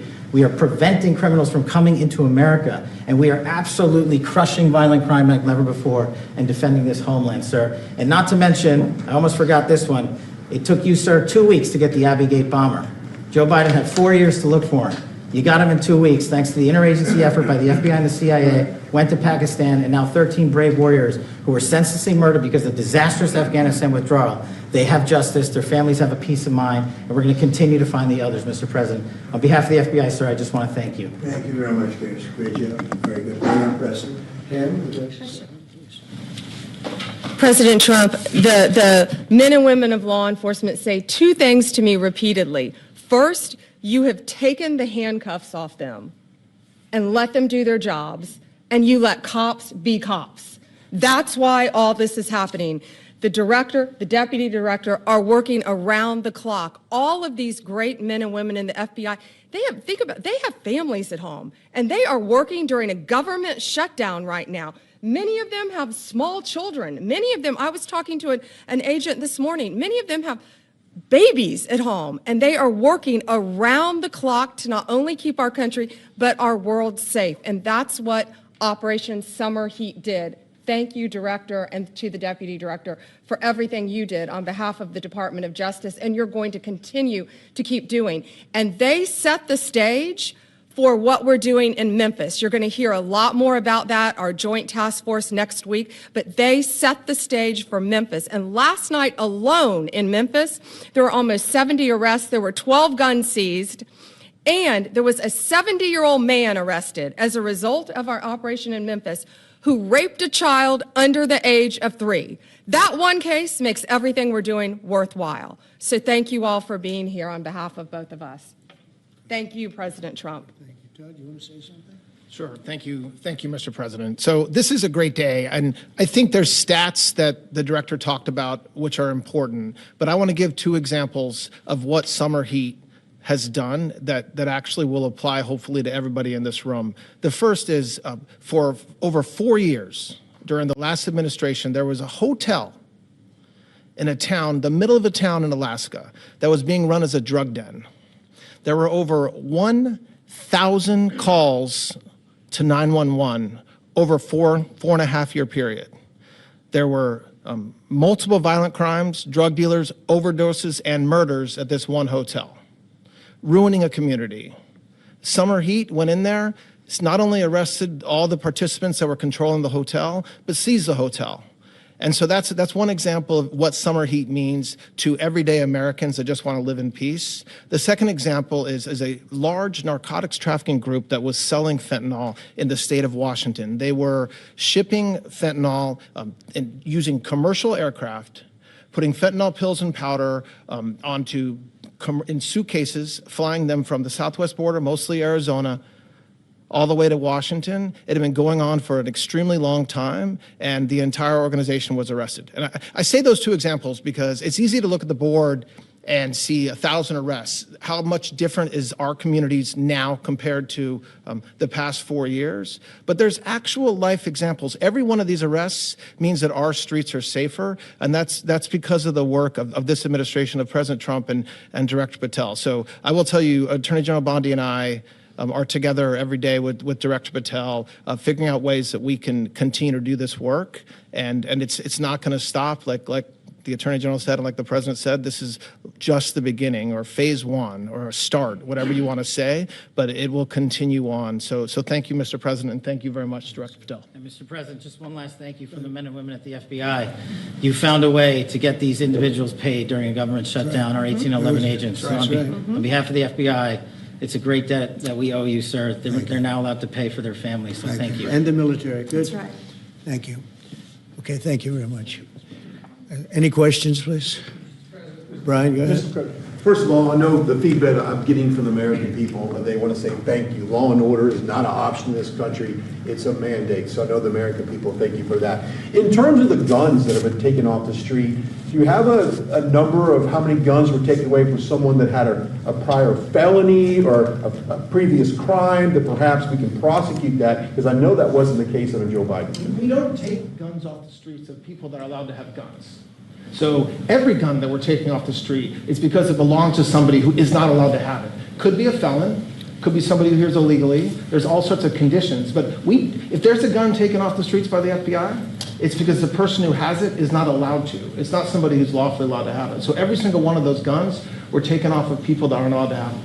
And not including the FBI, all of the other agencies. ATF alone since January 20th has removed over 25,000 illegal guns off our streets just since President Trump's been in office. And Mr. President, if I could follow up on that, could there be any further conversation to have national concealed carry applied to actual D.C.? Like if you had a driver's license in Texas and you had a permit, of course you could drive. Well, as you know, they've been talking about that for a long time. It's an interesting question. A lot of people feel strongly both ways, but we are talking about that, Brian. Thank you.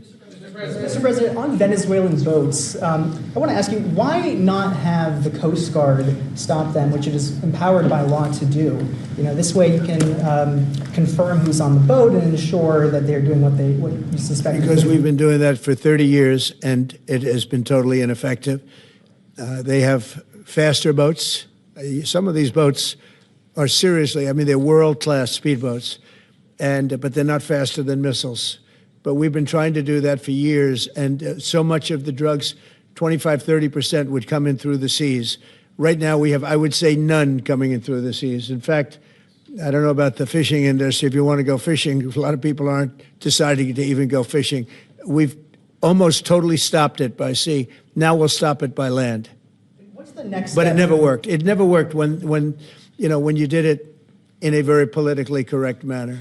What's the next step in this war on cartels, and are you considering options, are you considering strikes on land? Well, I don't want to tell you exactly, but we are certainly looking at land now because we've got the sea very well under control. We've had a couple of days where there isn't a boat to be found. And that, I view that as a good thing, not a bad thing. But we had tremendous amounts coming in by boats, by very expensive boats. They have a lot of money, very fast, very expensive boats that were pretty big. And the way you look at it is every boat that we knock out, we save 25,000 American lives. So every time you see a boat and you feel badly, you say, wow, that's rough. It is rough, but if you lose 3 people and save 25,000 people, these are people that are killing our population. Every boat is saving 25,000 lives, and you can see it. The boats get hit, and you see that fentanyl all over the ocean. It's like floating in bags. It's all over the place, and it's a tremendous. We're saving tremendous amounts of lives. Yeah, Mr. please. On that issue, I know you've talked about. I have a question for you, and then I also have a question for Director Patel. I know you talked about having some distaste for Boston recently. Is this one of the cities that you might be looking into, and can you give us a hint about other cities that you might be? You're saying for where? For where? For Boston. Yeah. Well, Boston has a bad mayor who at least is a reasonable IQ person. Most of them are low IQ. But, and they're so bad. What's going on in Chicago is just, you'd think the guy would say, hey, look, we have a problem, Mr. President. Could you come in and straighten it out? We could have that done in a month if we had their cooperation. It's going to be done anyway, but we could have it done in a month. Yeah, Boston, she's got 4 areas that are, wrong. And, somebody said, would we think about taking the World Cup away from Boston if they don't straighten it out? And the answer is yes. We have the right to do that with FIFA.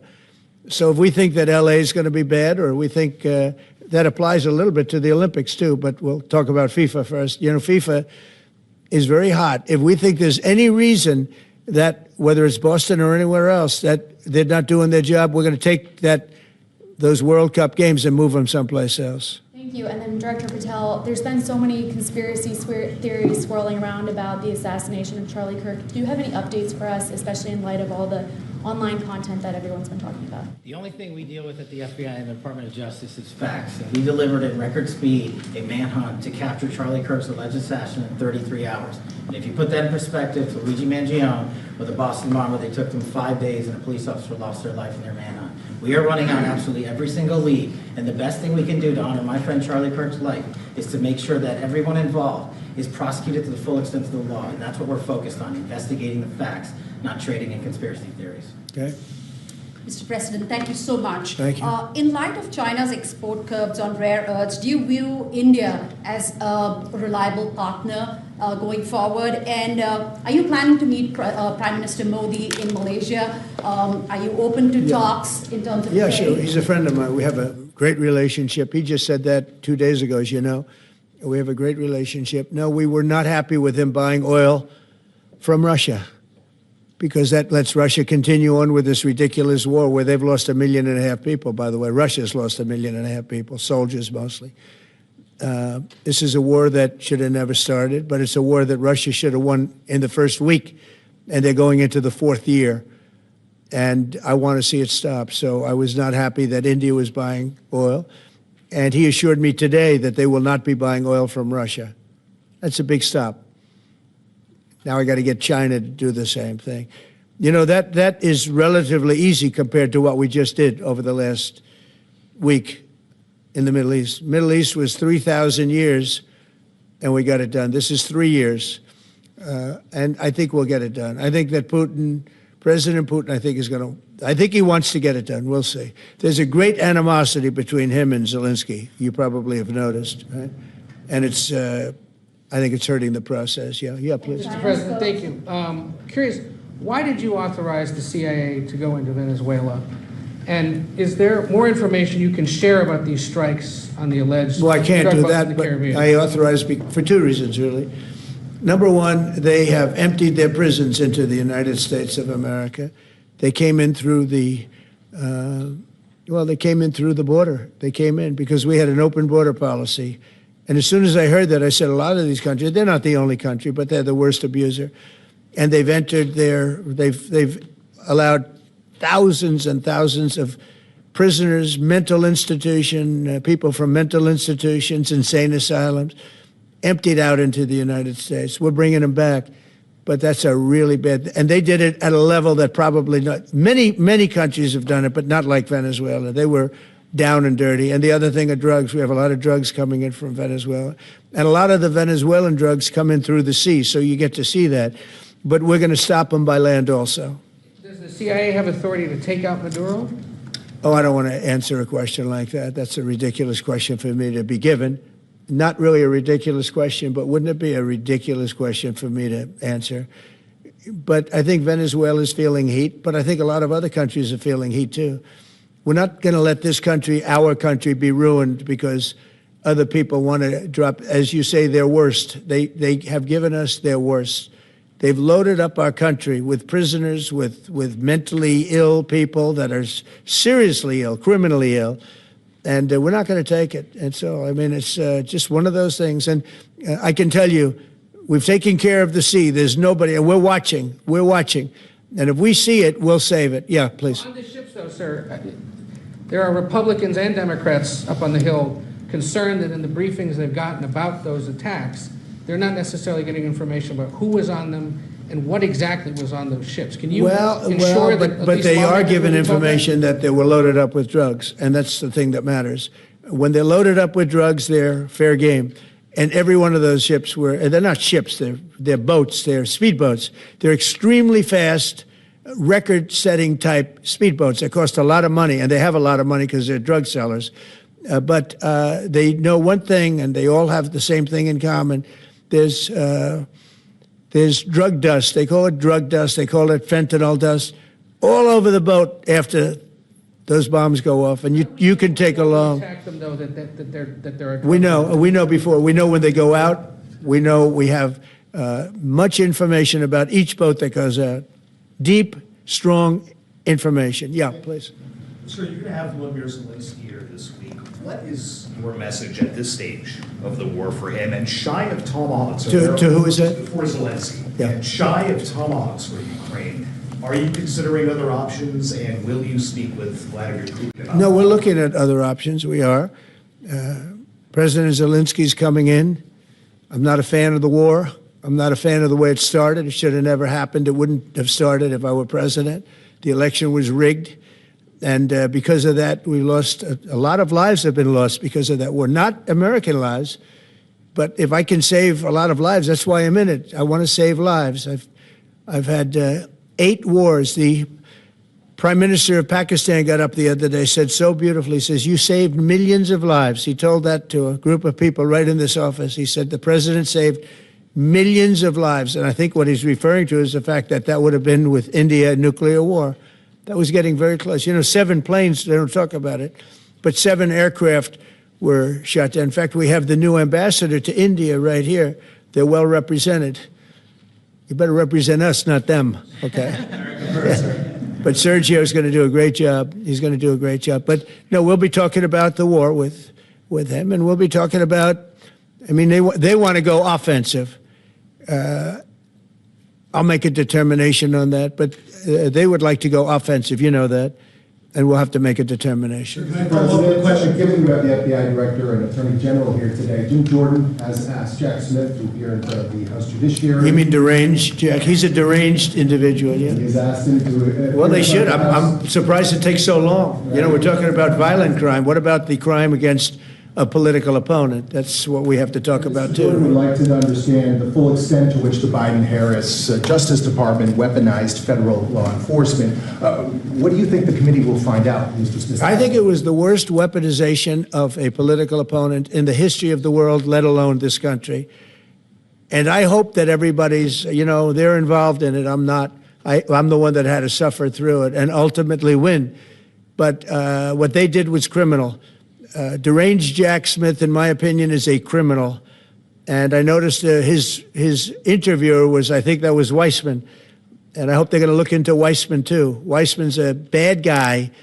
And he had somebody in Lisa, who was his puppet, worked in the office really as the top person. And I think that she should be looked at very strongly. There was tremendous criminal activity having to do. If we don't have fair elections in this country, we're not going to have a country.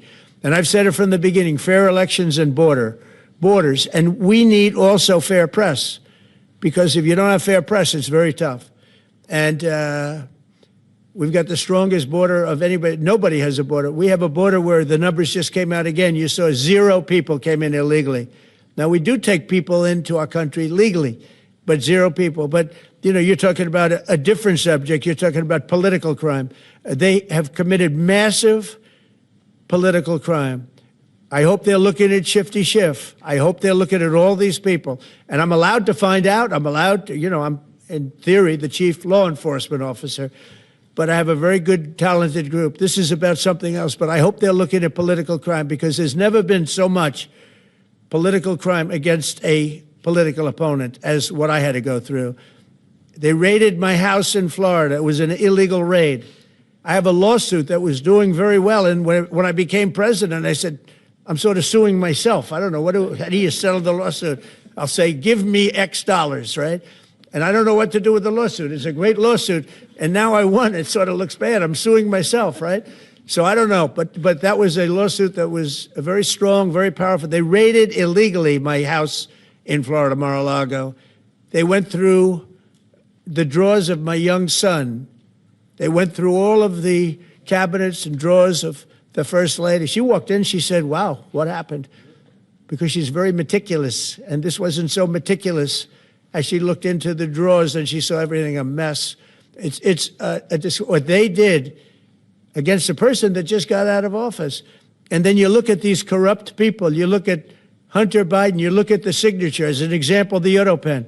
I just signed so many different things. An admiral, a 4-star general. I'm signing them left and right, the commissions. And by the way, I want to compliment John Thune and also Mike, our great speaker. But John Thune, all of a sudden I'm getting these things by the hundreds. I was getting one every 2 weeks. It would have been 4 years before you got them in more. You would have had some that didn't even get in, all because of Democrat obstruction. So John Thune did a great job. I must have signed 200 into the administration. We're just about caught up. It's amazing. And so compliments to John. He had to do some things that were very tough to do that he didn't want to do, but he was forced to do it by the Democrats. And as far as the shutdown's concerned, this is a Democrat Schumer shutdown. And he's trying to do it to get relevance back into the party because he's a loser. I've known him all his life. He's always been sort of a loser, but an intelligent one. But I think he's losing IQ points with time. I think that happens. I hope it hasn't happened with me. I know if it did, you guys will let me know about it very quickly. Question on violent crime, sir. Here in D.C., a judge has given the 2 teenagers that beat up ex-Doge staffer Big Balls probation. It's incredible. And no jail time. Is this justice? Jeanine Pirro is doing a fantastic job, and she is beside herself because you have these radical left judges that they beat the hell out of this guy. And there was many people against this one guy who was really trying to protect his girlfriend. He didn't want his hooded over the door but they really beat him up badly. That just happened, right? Yeah. Wow, that's terrible. I think the judge should be ashamed of himself. That's a big problem. They can do their job and then they go into a court and the people are protected by these, I don't know where they come from. Where do these people come from? Where do the judges come from? I want to compliment on behalf of Pam and Todd and all of us because, Kash, I think that Jeanine has done a fantastic job. And the case I heard was like flawless. It's a flawless case. They have them on tape. They have everything. and then a judge gives them a little probation. These are rough guys, and they're young, and if that happens, they're going to grow up. They're going to be real bad. They're going to cause a lot of problems. Yeah, please. Go ahead. So, Sergio Gore has just gotten back from India. What were the conversations like with Prime Minister Modi and the other? I think they were great. He reported to me that he's a great man, you know. Modi is a great man. That he loves Trump. Now, I don't know if the word love, I don't want you to take that any different. I don't want to destroy his political career, okay? But you have to understand, I've watched India for years. It's an incredible country. And every single year you'd have a new leader. I mean, some would be in there for a few months. And this was year after year after year. And my friend has been there now for a long time. And he's assured me there will be no oil purchased from Russia. I don't know, maybe that's a breaking story. Can I say that? Would you say? There will be no oil. He's not buying his oil from Russia. It started. You know, you can't do it immediately. It's a little bit of a process. But the process is going to be over with soon. And all we want from President Putin is stop this. Stop killing Ukrainians and stop killing Russians, because he's killing a lot of Russians. Again, it doesn't make him look good. It's a war that he should have won in 1 week, and he's now going into his 4th year.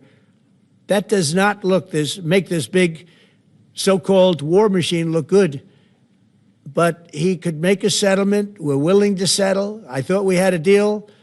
The hatred of the two leaders is it's an obstacle. It's an obstacle. There's no question about it. But I thought we had a deal 2 months ago.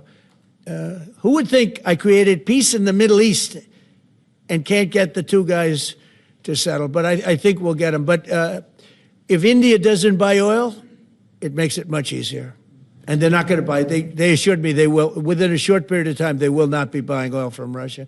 And they'll go back to Russia after the war's over. Jennifer? On the shutdown, sir, are FBI officials being paid right now? Are all the FBI employees being paid, and are all the... Well, that's what I understand. I hope so. Thanks to your great work, Mr. President, the 1811 special agents at the FBI are going to receive their paychecks. Got a lot of people paid, actually.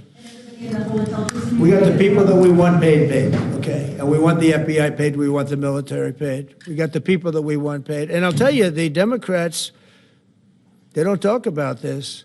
You know, we're getting rid of programs that we didn't like, but that were negotiated in, but we didn't like. We're terminating those programs, and they're going to be terminated on a permanent basis. And it's thousands of people, and it's billions of dollars. We're getting rid of a lot of things that we never wanted because of the fact that they made this stupid move.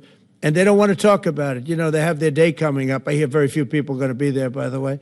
But they have their day coming up, and they want to have their day in the sun. But they should really make a deal. So what we're doing, I mean, they call him Darth Vader, but he's actually a very nice person, Russell Vogt. But Russell Vogt is really terminating tremendous numbers of Democrat projects. There's not only jobs, I mean, the project in Manhattan, the project in New York, it's billions and billions of dollars that Schumer has worked 20 years to get. It's terminated. Tell him it's terminated, Jennifer. All right. On Hamas, sir, what is your understanding of the pace of returning the deceased hostages? Are you pleased? Well, they're looking for them. Absolutely. They're looking. So we have the living hostages all back. They returned some more today. It's a gruesome process. I almost hate to talk about it. But they're digging. They're actually digging. There are areas where they're digging and they're finding a lot of bodies. Then they have to separate the bodies. You wouldn't believe this. And some of those bodies have been in there a long time. And some of them are under rubble. They have to remove rubble. But there are graves, and some are in tunnels that died in tunnels that are way down under the earth. And the tunnels are like 3 feet. Can you believe it? 3 feet high. They lived like this for a long period of time. It's a horrible atrocity. At the same time, we, meaning Israel, but I knew everything they were doing pretty much. I knew most of the things they were doing, but they've killed probably 70,000 of these people, Hamas. And I said, it's time now. So we'll see what happens. We'll also see what happens. Your next question is going to be the weapons. We want the weapons to be given up, sacrificed, and they've agreed to do it. Now they have to do it. And if they don't do it, we'll do it.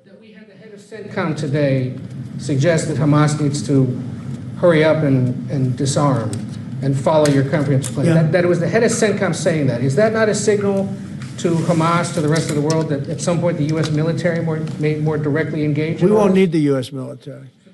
We won't need it. We're Why gonna not just involve- you? Because we're very much involved in it. If we weren't involved, there wouldn't be peace. If we didn't destroy the nuclear capability of Iran, that deal would have never happened for two reasons. The Arab nations would not have felt bold enough to do it because you have a very powerful, at that time, Iran. It's not powerful anymore between what Israel and us did, because, the attack was, if you look at it, we helped them very much. They will be the first to tell you, including shooting down thousands of drones that were coming into Israel. We shot them down. We were shooting them down like it was target practice, but we shot down thousands of drones and missiles also going into Israel. But between what we did to Iran that way with the, conventional, we will call it, and what see that beautiful plane, that B-2, I noticed it on the desk. I always thought it was beautiful, but I never understood it. Now I understand it. It took in hundreds of thousands of bombs in the form of two, but hundreds of thousands of pounds of bombs. And every single bomb hit perfectly. Then they sent Tomahawks in. They sent 30 Tomahawks on top of it. And that was totally, CNN said, well, maybe it wasn't as bad as, as Trump said, because I said obliterated. Obliterated is not a strong enough word, actually. And you saw the Atomic Energy Commission came out and said the word obliteration is very, very, think of it. They came in under potential fire.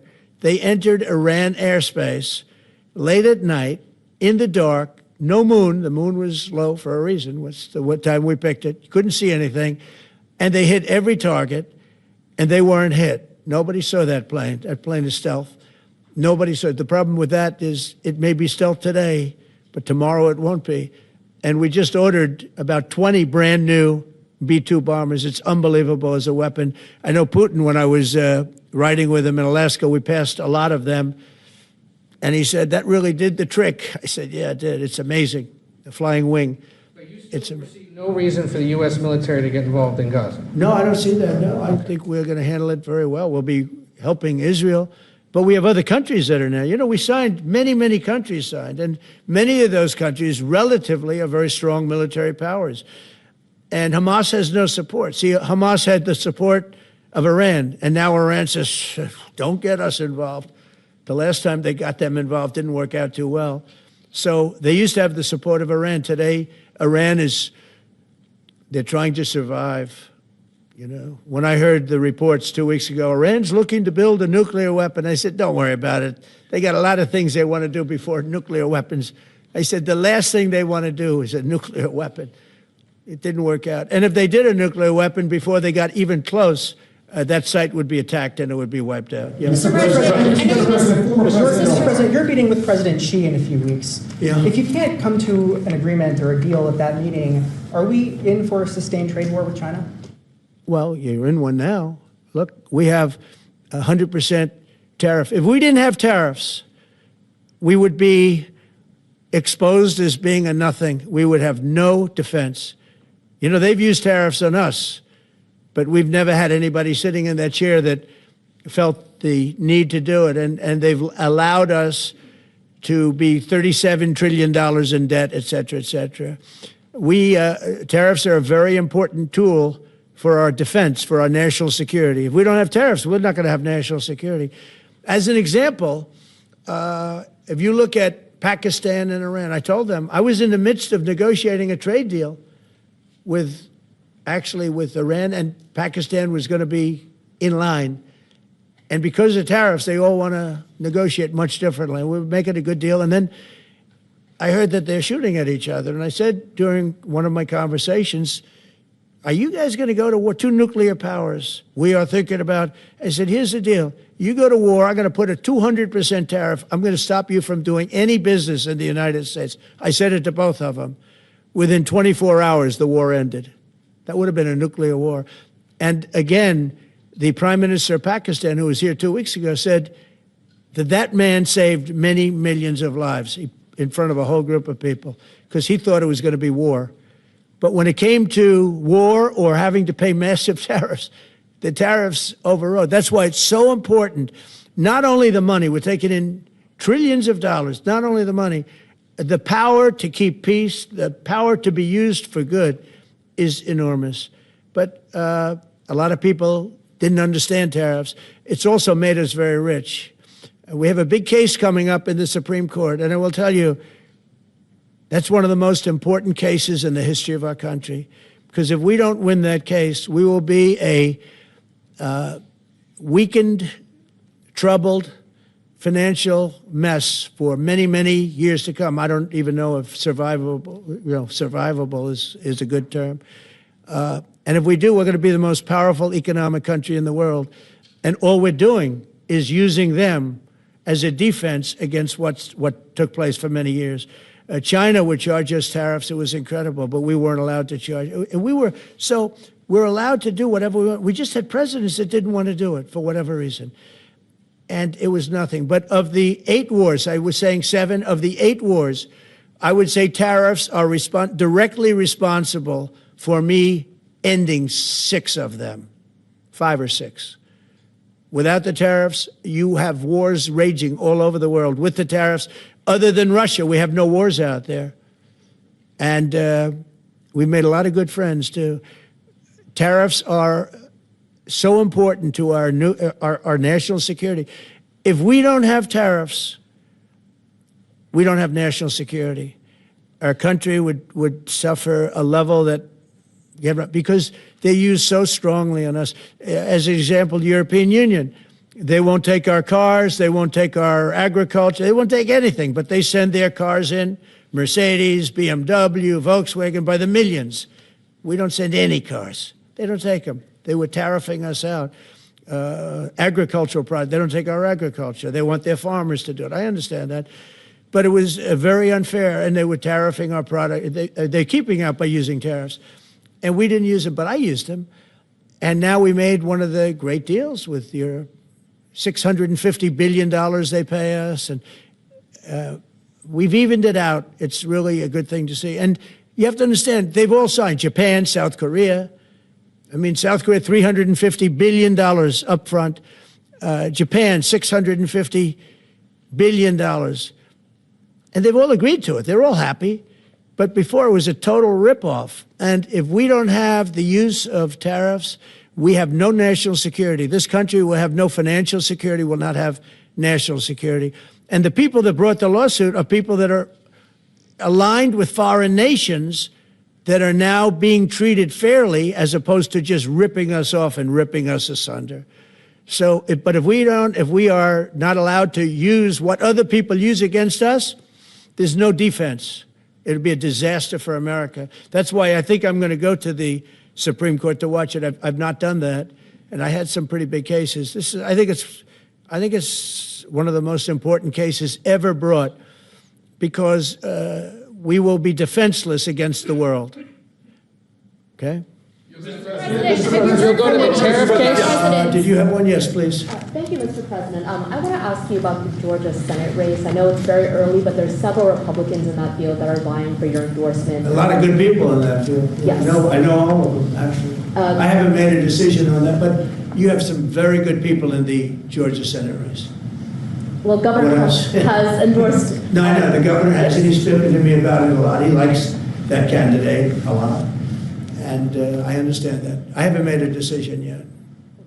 But I'm following that race very carefully. I think it's very important for Georgia to get a real senator, because the senator they have now is a horrible senator. He allows all the crime, all the borders. You have open borders. I mean, his whole philosophy is a disaster. That's not representative of the people of Georgia. I know the people of Georgia. I won Georgia 3 times, but they say twice. Okay, I won it very big the last time.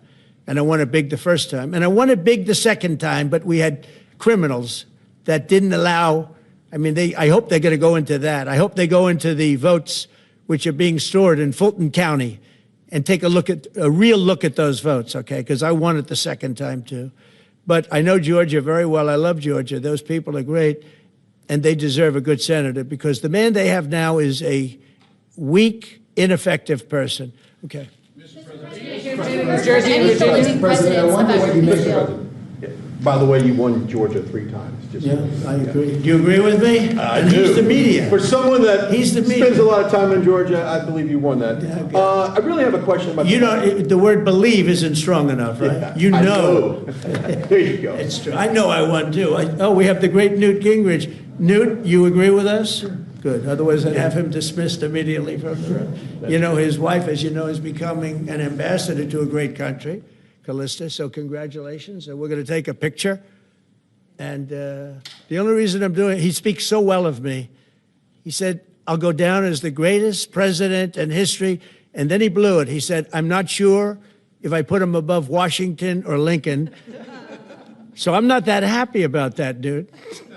I've got a question about the weaponization of the DOJ. The media often says your department is weaponizing the DOJ. Yeah, that's the opposite. It's the opposite. Todd, you represented President Trump and probably the greatest weaponization of the DOJ by Alvin Bragg. You know firsthand, if you can describe what you saw under the Biden administration and how they weaponized the DOJ. Well, I mean, I think it's hard to describe what happened those last 4 years against President Trump. Alvin Bragg, a local prosecutor, his office staffed by somebody from DOJ. Jack Smith, picked as a special counsel, staffs his entire office with DOJ prosecutors. And then there are countless things that happened, all in writing, most of them on the docket, that require no explanation except a complete abomination of the place that the Attorney General and I run now and Director Patel. So when people talk about this department weaponizing, it's embarrassing. Because there's no scenario in which you can look at what we're doing, restoring justice, doing the right thing in every single case, and say that that's weaponization, and yet remain eerily silent about what happened for the past 3 years. I mean, you read these articles and giggle, because it cannot be true that people really think that what they did to him, not once, not twice, I'm still counting 3, 4 times, but we're the ones that are weaponizing. So this man is not weaponizing the Department of Justice. We're not weaponizing the Department of Justice. It's the opposite. I mean, and also, nobody questions what I'm saying because it's true, because we all lived the past 4 years. So listen. They never want to bring up the details, but I watch the fake news, and oh, he's weaponized, and he wants to send them to prison. He wants all these. They indicted me like 5 times. I took a mugshot. Who would have thought it turned out to my favor? Because it was a good shot. But I had to take a mugshot. It's right out there on the door. New York Post, front page of every paper in the world. I had a mugshot. They wanted to send me, nobody says that. They say, he's acting very, very tough. He's acting unfair. Let me tell you, if they've been nice to anybody, it's to those criminals, because they are so good having to do with all of the things we're talking about today with violent crime. But if anything, I think this Justice Department has been so respectful of the law, because the other Justice Department with Rita or Lisa and all of that scum, real scum, what they did to the political opponent of a guy that has a seriously low IQ. Now, in his case, it was low based on his career, but it got real low, okay? It was descending rapidly. But what they did to go after his political opponent is legendary, worse than any third world country, banana republic. And what we're doing is nothing. Are you kidding? Nothing. They write stories. Why aren't they doing this? And we'll leave. I don't have to leave it up to them, but I choose to at this moment at least. But there's never been anybody treated in the history of politics.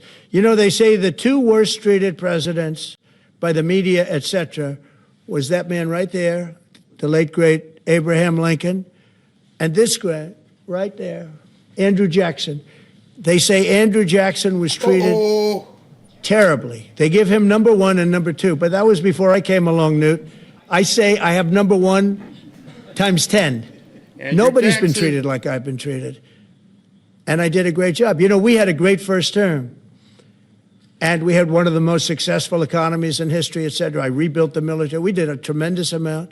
The last part, we had a horrible thing called COVID, and we handled that well. We made ventilators for nations all over the world. We did a great job. Probably never get credit for it. Look at the therapeutics, the Regeneron, all the different things, the vaccines, all the things we did. We did a great job, but we had to focus on that. But we had the best economy in the history of our country. We're blowing it away right now. Look at the stock market. It hit another all-time high today. That's 48 days out of the few days that I've served. 48 days have already hit record highs. And we have, maybe most importantly, the number, we have now, I was saying 17, it's over $18 trillion is being poured into our country. It's because of the election and because of tariffs. Without the tariffs, you wouldn't have probably 18 cents. It's because of the tariffs, because there are no tariffs if they build in our country. And they understand that. So we have medical companies coming over. We have the AI. We're dominating China in AI. Everybody said that's impossible. We're dominating. I'm letting these massive plants build their own electric generating plants. They're becoming utilities in addition to everything. Maybe they'll make more money with that. Who knows? But they're building their own electric because we have an old grid. You wouldn't be able to do that. And we're dominating China. We're dominating with AI, which seems to be the new big thing. That's the new internet. That's the new whatever. So we're very happy with the job we're doing. I'm very happy with the job they're doing. But when you tell me about attacking a political opponent, there's never been, and I'm a legitimate opponent. I watch my son. He's got the #1 best-selling book now. My son, Eric, is a wonderful kid. That guy spent so much time with subpoenas. He got more subpoenas than anybody in the history of our country. Think of it. And he's an innocent, good boy. He's a good kid. He's always been a good kid. All of my children are good. They went through hell. My children went through federal grand juries on a hoax. Think of it. You have Adam Schiff and Hillary Clinton and others make up a hoax and then wanting to so they know it's a hoax, and they go before the press, say Donald Trump Jr. will go to jail because of what he's done with Russia. I'll never forget, I get a call from my son, Don, and he said, Dad, I'm being accused of something with Russia. I don't know anything about Russia. He didn't know anything about it. Think of it, how bad they are. They say he'll go to prison for the rest of his life. He knew nothing about it. On a hoax, the Russian hoax, Russia hoax, on a story that they made up. And they made it up in order to explain why Hillary Clinton lost an election that she lost by pretty good numbers. The second one, actually the second one was even better, but the third one, this one was too big to rig. It was just too big to rig. They would have rigged. They tried to rig it. But think of it. They want to send my children to jail, but they were after Don in particular. I'll never forget Adam Shifty Schiff, a total crooked guy, lying in Congress, making up a phone conversation that I have with you, totally made up. Then when he heard it was taped, he wanted to disappear. And Nancy Pelosi went crazy because they wanted to impeach me based on the conversation that was made up. When they heard the tape, everybody, I won it unanimously in the Republican Party. I got every single vote, something that never happens, and I beat it. But think of it, they want to put my son in jail for something that they made up. So they know they made it up. And they say he will serve the rest of his life in prison. These are sick, bad people. And don't tell me about us going after them. If anything, we've been very, very soft. I wouldn't be that soft, I'll tell you that. Thank you very much, everybody. Let's go. Thanks, guys. Thank you. Thank you very much. Thanks, guys. Let's go. Thank you, guys. Thank you, guys. Let's keep it going. Thank you. Thanks, guys. Take a look. Location.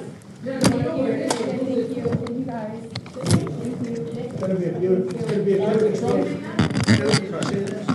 Thanks, guys. Let's go. Back up. Let's go. Thanks, guys. Let's go. Keep going. Oh, they're still going. Wait a second. Oh, it's over. Mic drop. Now, I don't know how anybody could have watched that, last 20 or 30 minutes and walked away from that not realizing he's coming for you. That was unscripted, 20, 30 minutes of just Trump pissed off. And the people he named about him being pissed off tells me he's coming for him. He mentioned his kids. He mentioned his wife. And then, of course, he just like, you know who that is? Yeah, that's Andrew Jackson. I'm like, oh my God. How do y'all not see what's coming? I'm pretty sure the only reason it hasn't happened is that they're like, hold up, not yet. We're not ready yet. We don't blow it yet. Because he's ready. He is absolutely ready. It's not an if, it's a when. Wow. Wow. And the thing with it is you can tell it's right under his skin. This is an open wound. It is not a scab. And if you touch the wrong button, it's just going to come out. Because he was talking about other stuff, and then somebody asked him about going after people. Hey, you want to talk about going after somebody? And I was like, oh, wow, wow, wow, wow. That was, be afraid. Be very, very afraid. I'm going to come back here in a second and talk to you about things I noticed and take your comments. But wow, let me pay some bills here. Big Ortho hates it when studies like this one come out. Every year, over 1 million older adults, I guess that's me, end up in a hospital from falls and injuries. Not me yet. Yet. Because I found things that work like Native Path Collagen. But for decades, we've been told the solution is simple. Take calcium, take vitamin D. But here's the truth they don't want to talk about. A massive meta-analysis of clinical trials proved that calcium, vitamin D, or even both together did not benefit bone health in older adults. And it gets worse. According to Harvard research, men taking over 1,000 milligrams of calcium daily were actually 20% more likely to develop heart problems. Meanwhile, women are losing up to 7% of their bone density in just the first 5 to 7 years after menopause. No wonder injuries skyrocket. But here's the big part that Big Ortho really hates. That's an overlooked nutrient hiding in plain sight that can help rebuild bone density, strengthen joints, and even improve digestion. All with just 5 grams a day. And a bonus side benefits: stronger, thicker hair, smoother skin, healthier nails. Doctors have ignored it for decades, but now top health and anti-aging experts are finally sounding the alarm. So don't wait for a fall to change your future. Go to getnativepath.com/Barry to discover the truth. And right now you'll get up to 45% off in a special bundle. No code needed. That's getnativepath.com, Barry, and that is get, GETNATIVEPATH.com/Barry. All right, and also I want to talk to you real quick before I continue about my friends who are taking care of me over at Chapter. You see, I just turned 65. I'm not ashamed to say it. I feel good. I feel good for my age. And as I'm sure, as you may be well aware, it's Medicare annual enrollment time. And as just turning 65 myself, that means I still get buried under the same spam calls and junk mail that you are. And it's a nightmare, and it's a pain in the butt. I've also learned that Medicare plans change every year. Stupid. Apparently, some even disappear. So for those of us that love our plans today, it might not be the best plan for 2026. And if you don't double check, you could lose coverage for the doctors you love or the prescriptions that you count on. And to make matters worse, most Medicare agents are hungry sharks just trying to get a commission. And so they push you in the plan that's going to give them the most money. That's why I recommend Chapter for the Fanfare family. They check every single plan in America to make sure you get the best deal. And on average, they can save people $1,100 a year. They made it dead simple. They'll review all of your options in under 20 minutes. And if you're already on the right plan, you're done and you're on your way. And if not, they can help you switch. So get some peace of mind during this enrollment period. Call Chapter at 475-328-3545 and make sure you're set heading into 2026. Whew, man, what a press conference. What a press conference. So I took a little notes before he erupted. And a couple things he dropped, which is really something for us to look at, is he let us know that he's not done with some of these cities, including Chicago, who's complaining. The surge is coming. There is more coming. There are more troops. There's more National Guard, everything. They are going to continue surging. In addition, we found out that not only is the military getting paid, but the FBI, which is probably means that all of the law enforcement officers are now getting paid as well. And then the other thing that I don't get why these reporters are so anti-safety. Now they're complaining about Venezuela. Oh, you're blowing up these boats, and maybe we should just be confiscating them and giving them all kinds of rights and putting them in... No, man, they're narco-terrorists. We're going to blow them out of the water. When do we turn into such pusswas? I don't understand. These are enemy combatants. They need to be treated like enemies, not just some friendly people. We just need to talk it out. I don't know how anyone on the left doesn't listen to the entirety of that press conference and understand they are just ramping up. Now, something happened while he was talking, and he probably hadn't heard it yet, which is going to make him more pissed. Some judge in San Francisco just ruled that you can't fire anybody. You understand what for people who don't get it, for people who don't realize we are already at war, what is wrong with you? There is no doubt. No kings? How about you got like 900 kings in robes all around the country trying to tell the President of the United States what he can and can't do? No kings. Well, maybe they don't have kings. Maybe they have queens. Listen to this one. This will make your blood boil a little bit. He kind of mentioned it. Elon Musk is making sure everybody knows about it. This was a racist verdict by a racist judge. The simple test to apply is if the races had been reversed, the white kid would be in prison. And what he's talking about is D.C. Judge Kendra Briggs has allowed 2 teens who jumped Edward Big Balls Corstein to avoid jail and sentenced them to simple probation. And this is the part that made my blood just boil. She stated that her job is to rehabilitate, not punish. Lady, pick up your business card.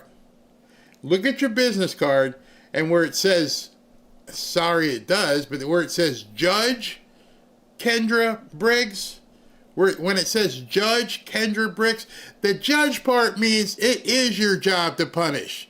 That is, you got one job.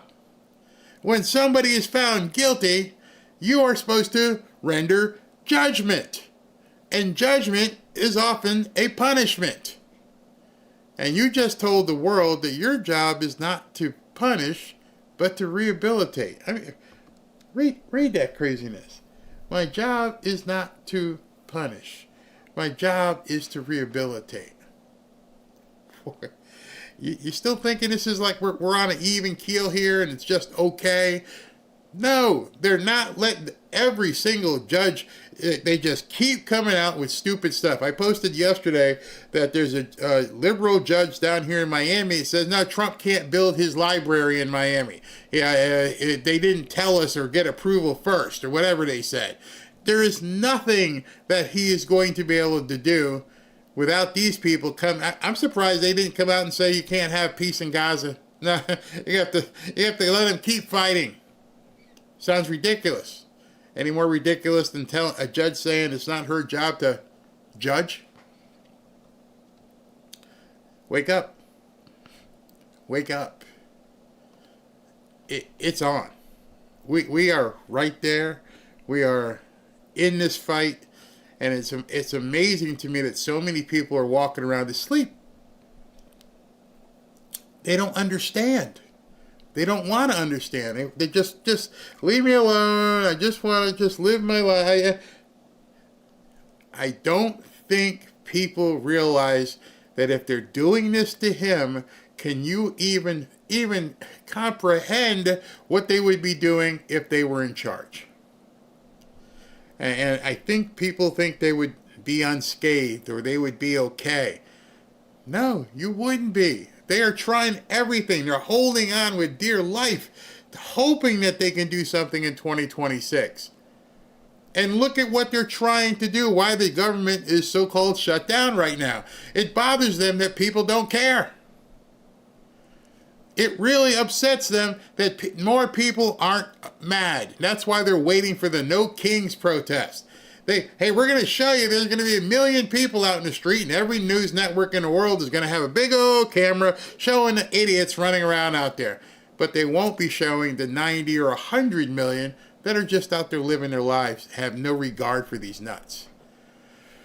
Unfortunately, we're going to get to a time, because people, if you're not paying attention, where they do try to go to the next level and try to do something to, stop regular people from living regular lives. I'm going to show a piece tonight. I can't dare show it here, but Zohan the Great up in New York City was asked point blank, would you tell Hamas to lay down their weapons? Eep, op, ork, he couldn't even talk about it. I got to show you another video right here. George put this up, says, breaking local news in Memphis is now reporting, as you just heard, the Trump task force has not only made hundreds of arrests, but has also rescued nearly 50 missing children. Abducted children who are on their own, all under the age of 18. Teenagers and younger, 44 missing children. Finding one is enough to make it all worthwhile. This is amazing. How do we have all these missing kids? I don't know if you guys remember the song by the band Scandal. Where do the children go? Check this out. Tonight, 44 missing children are off the street or they're back with their families. Those are the latest numbers from the Memphis Safe Task Force. Our Lauren Turman joins us in the studio now. And Lauren, you talked with one local advocate about those efforts to protect the most vulnerable. I did, Pepper, and today we learned new data that shed light on the recoveries of dozens of missing children in our area, and specifically how that is controlling what could be an even worse outcome for them, trafficking. In its first 2 weeks, the Memphis Safe Task Force has made more than 850 arrests. It has also stepped in to find and rescue missing children. The reporting number is 44. We know there are 45. One was literally being reported when the surge operations had stopped a vehicle, and that child was in this vehicle. Okay, that's a big deal, especially what we've seen, because those numbers haven't changed much. In fact, they've gone up. This will be the first time, and our numbers are now changing, where we're seeing those numbers go down, and it's so encouraging.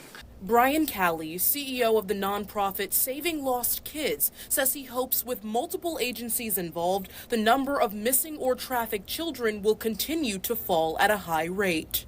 Right now, the estimated 300 to 400 missing in Tennessee, and those are the ones that are active missing right now. We've got somewhere between 70, 80 missing just in West Tennessee around Shelby County area. He notes that 90% of missing children are runaways, usually escaping a difficult situation. He says that leads to trafficking, often by someone they know. Now, Callie's and his team are doing something to give them comfort. We embarked about 4 years ago. We started this idea of building homes for children who have recovered out of child sex trafficking, and to give them a true home, a true place they can feel safe. The ranch, which will hold 20 houses and is open to girls, will be in rural Tennessee. He says the best way forward is to let this operation continue. To me, if I'm going to feel safe and comfortable for my family to be here, all right, I want to know that there's active work being done to take the bad guys out of the picture.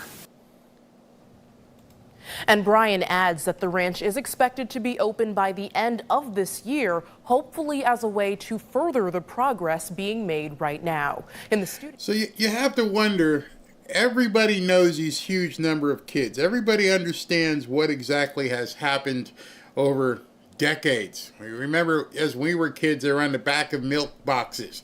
You get the milk carton, you're eating cereal, and it says something, have you seen this kid?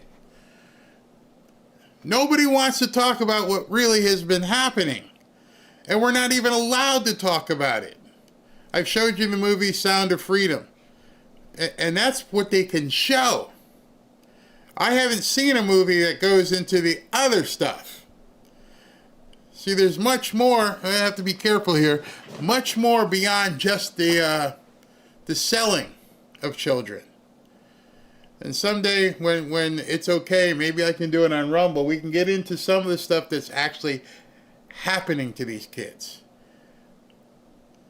I'm not ready to do it here, but you can imagine it's not just about the selling for someone's entertainment.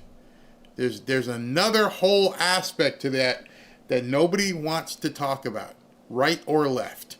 It's so heinous that they don't even want to discuss it. Some of you absolutely know. Some people don't know and don't want to know. But that's what they count on. They count on people not wanting to accept what's actually happening. Whew. It's so sad, so sad. Speaking of what is happening or what's not happening, the Democrats, just for the 10th straight time, now they don't even want to pay the federal workers. They want to keep the shutdown going. It's just a travesty at this point. And I had some people who got upset with me yesterday or a couple days ago when I told them we enjoyed the football game and we went out and there's 100,000 people all around and people are having fun and living their lives, and most people probably just don't care if the government stays shut down. I don't care. I don't care. I don't care. I don't care. I can say that honestly. I'm not going to lie to you. I don't care. I care about the people who are being affected. I think President Trump is doing his best to take care of the people, the innocent people who are being affected. But for the most part, I understand the difference between non-essential and essential. And if it's not essential, I don't know why we're paying for it anyway. So I'm going to leave it there. Before I go, let me see if I can take a few of your comments as well, because craziness going on. We're absolutely crazy. See, this is, I forgot, but I thought they were going to talk about this. This was something I thought they were going to talk about today. It never came up. $15 billion in Bitcoin was seized. One of the biggest financial fraud takedowns ever. A global criminal network built on forced labor, money laundering, and deception. This FBI took down their empire. $15 billion in Bitcoin seized in pig butchering bust. Now, before you say, that sounds gross, man. Pig butchering isn't what you think at all. So let me try to give you a little bit of information as to what pig butchering is in regards to what it means here. Hold on a second. Let me pull this in so I can talk to you about pig butchering. All right, so pig butchering, and here's the article on New York Post. DOJ seizes $15 billion in Bitcoin from massive pig butchering scam with forced labor as their bosses bought luxury watches and real estate. And as it goes down here, it talks about what pig butchering actually is. Where is it here? Okay. Authorities allege that Chen, interesting, directed phone farms in Cambodia where trafficked workers were forced to execute what the DOJ calls pig butchering, which is slang for a scam that lures fattened up victims online with pleas for financial help, fake romantic relationships, or promises of lucrative crypto investments. And this is what this guy did. So I know this to be a problem because one of our family members, he's a nice guy. What are you doing going to the bank and sending him money? That is a fatted calf right there. That's the pig butchering that people are talking about. They spend time on social media going back and forth. Oh, you look so pretty today. Oh, you look great today. Oh, but and they just fatten them up. I need like $1,500 so I could do this or that. And if I don't get it, I don't know what's... Oh, okay, I'll send it to you.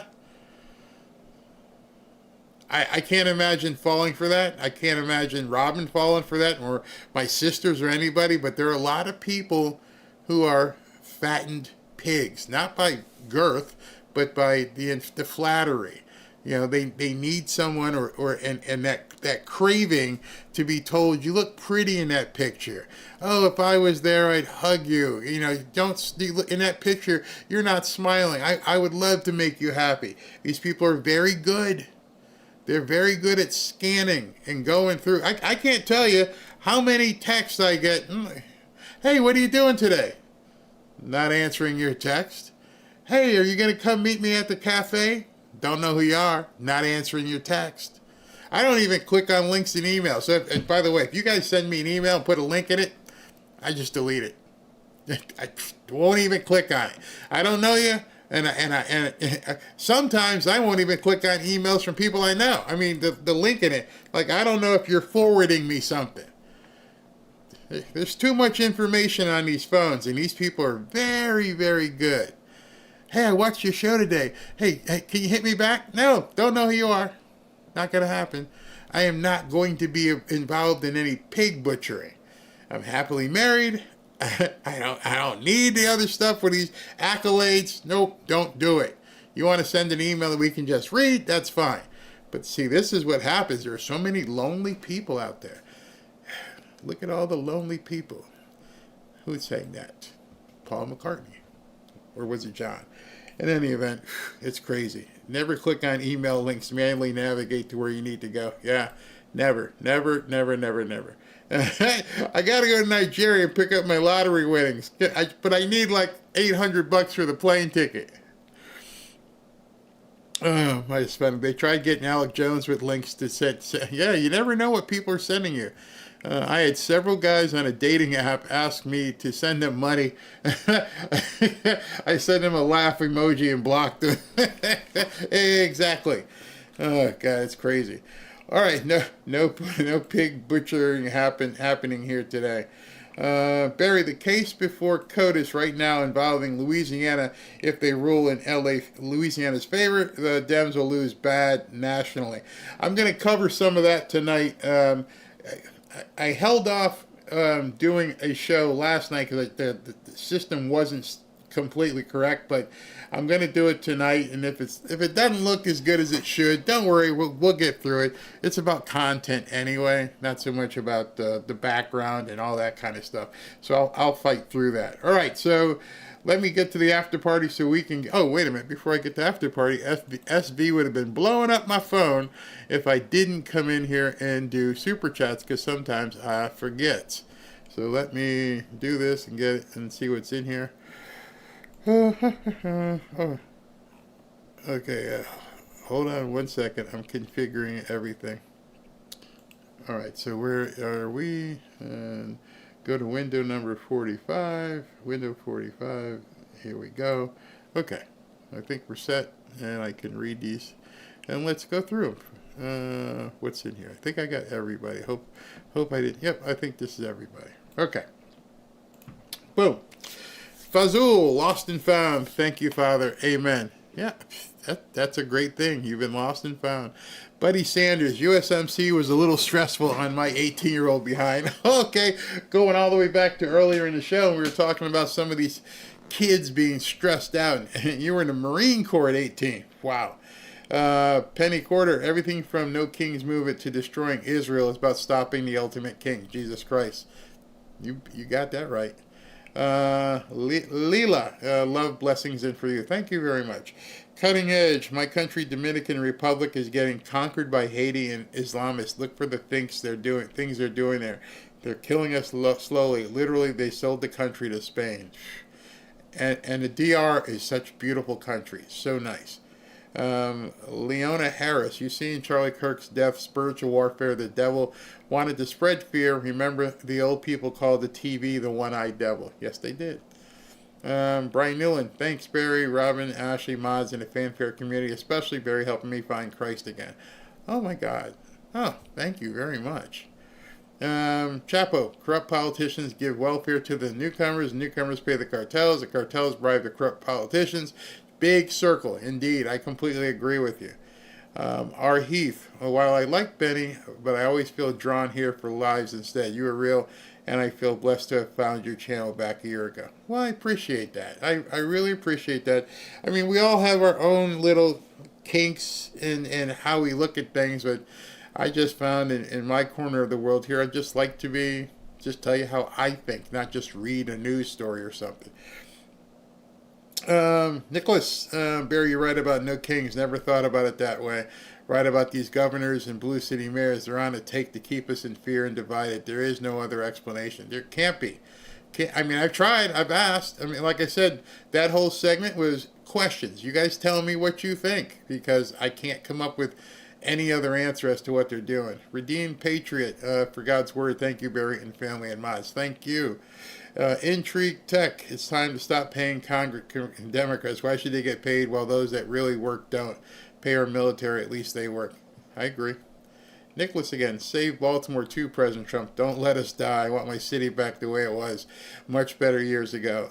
I love Baltimore. I've spent many years in Baltimore. Very nice city when you're allowed to have a good time in that city. Fazul, my prez tells them to their face, king-size onions. B.F. Thompson, thank you, Barry, and all your mods for all you do, especially focusing on the Christian faith. I think we need that right now. I just feel like the presence is here, and we need to seek it, because nothing else makes sense. I cannot imagine that there's people out there who are willing to lop off their junk and decide to change teams, as if you weren't already created in a certain image. Charmaine, Barry, thank you and the mods for a channel that keeps us abreast of real news. I love how you integrate the gospel with the news. Your talks about prosperity. May Almighty God bless you. Thank you. Thank you very much. Ernest Walker, demons, we are watching you. We are taking the tally. Good point. Peter Ripich, communists are devils groups. Stop them now. Love your show, Barry. Thank you, Peter. Hey, Captain Danny, the Dems kitty traffic ring. Myrna Nasino, Barry and mods to make my day. Thank you very much, Myrna, for watching. Ernest Walker, look at all the unit people. Oh, look at all. Okay, yeah, that was a song. Eleanor Rigby. Love that song. Wow, you guys are good. Mary Boston. Hey, Barry, President Trump is fuming for. Oh, he was pissed. He was pissed. And Mama C, so Mumbani is a pig butcher. Got it. I never heard the term before in my life either. I'm like, I gotta have to explain people what that means, because it's absolutely that was crazy. Yep, but I love that song. Look at all the lonely people from the Beatles. Wait, just say which album? It's from Eleanor Rigby from Yellow Submarine. Great album. Look at all the lonely people. There's so many out there. And that woman who 23 years old who said that kids are becoming more faith driven. I think it was inevitable, and maybe we had to go through some of this craziness to get us there. All right, we'll talk to you guys tonight. I'll have a time once I get done and get it posted. Thanks for tuning in.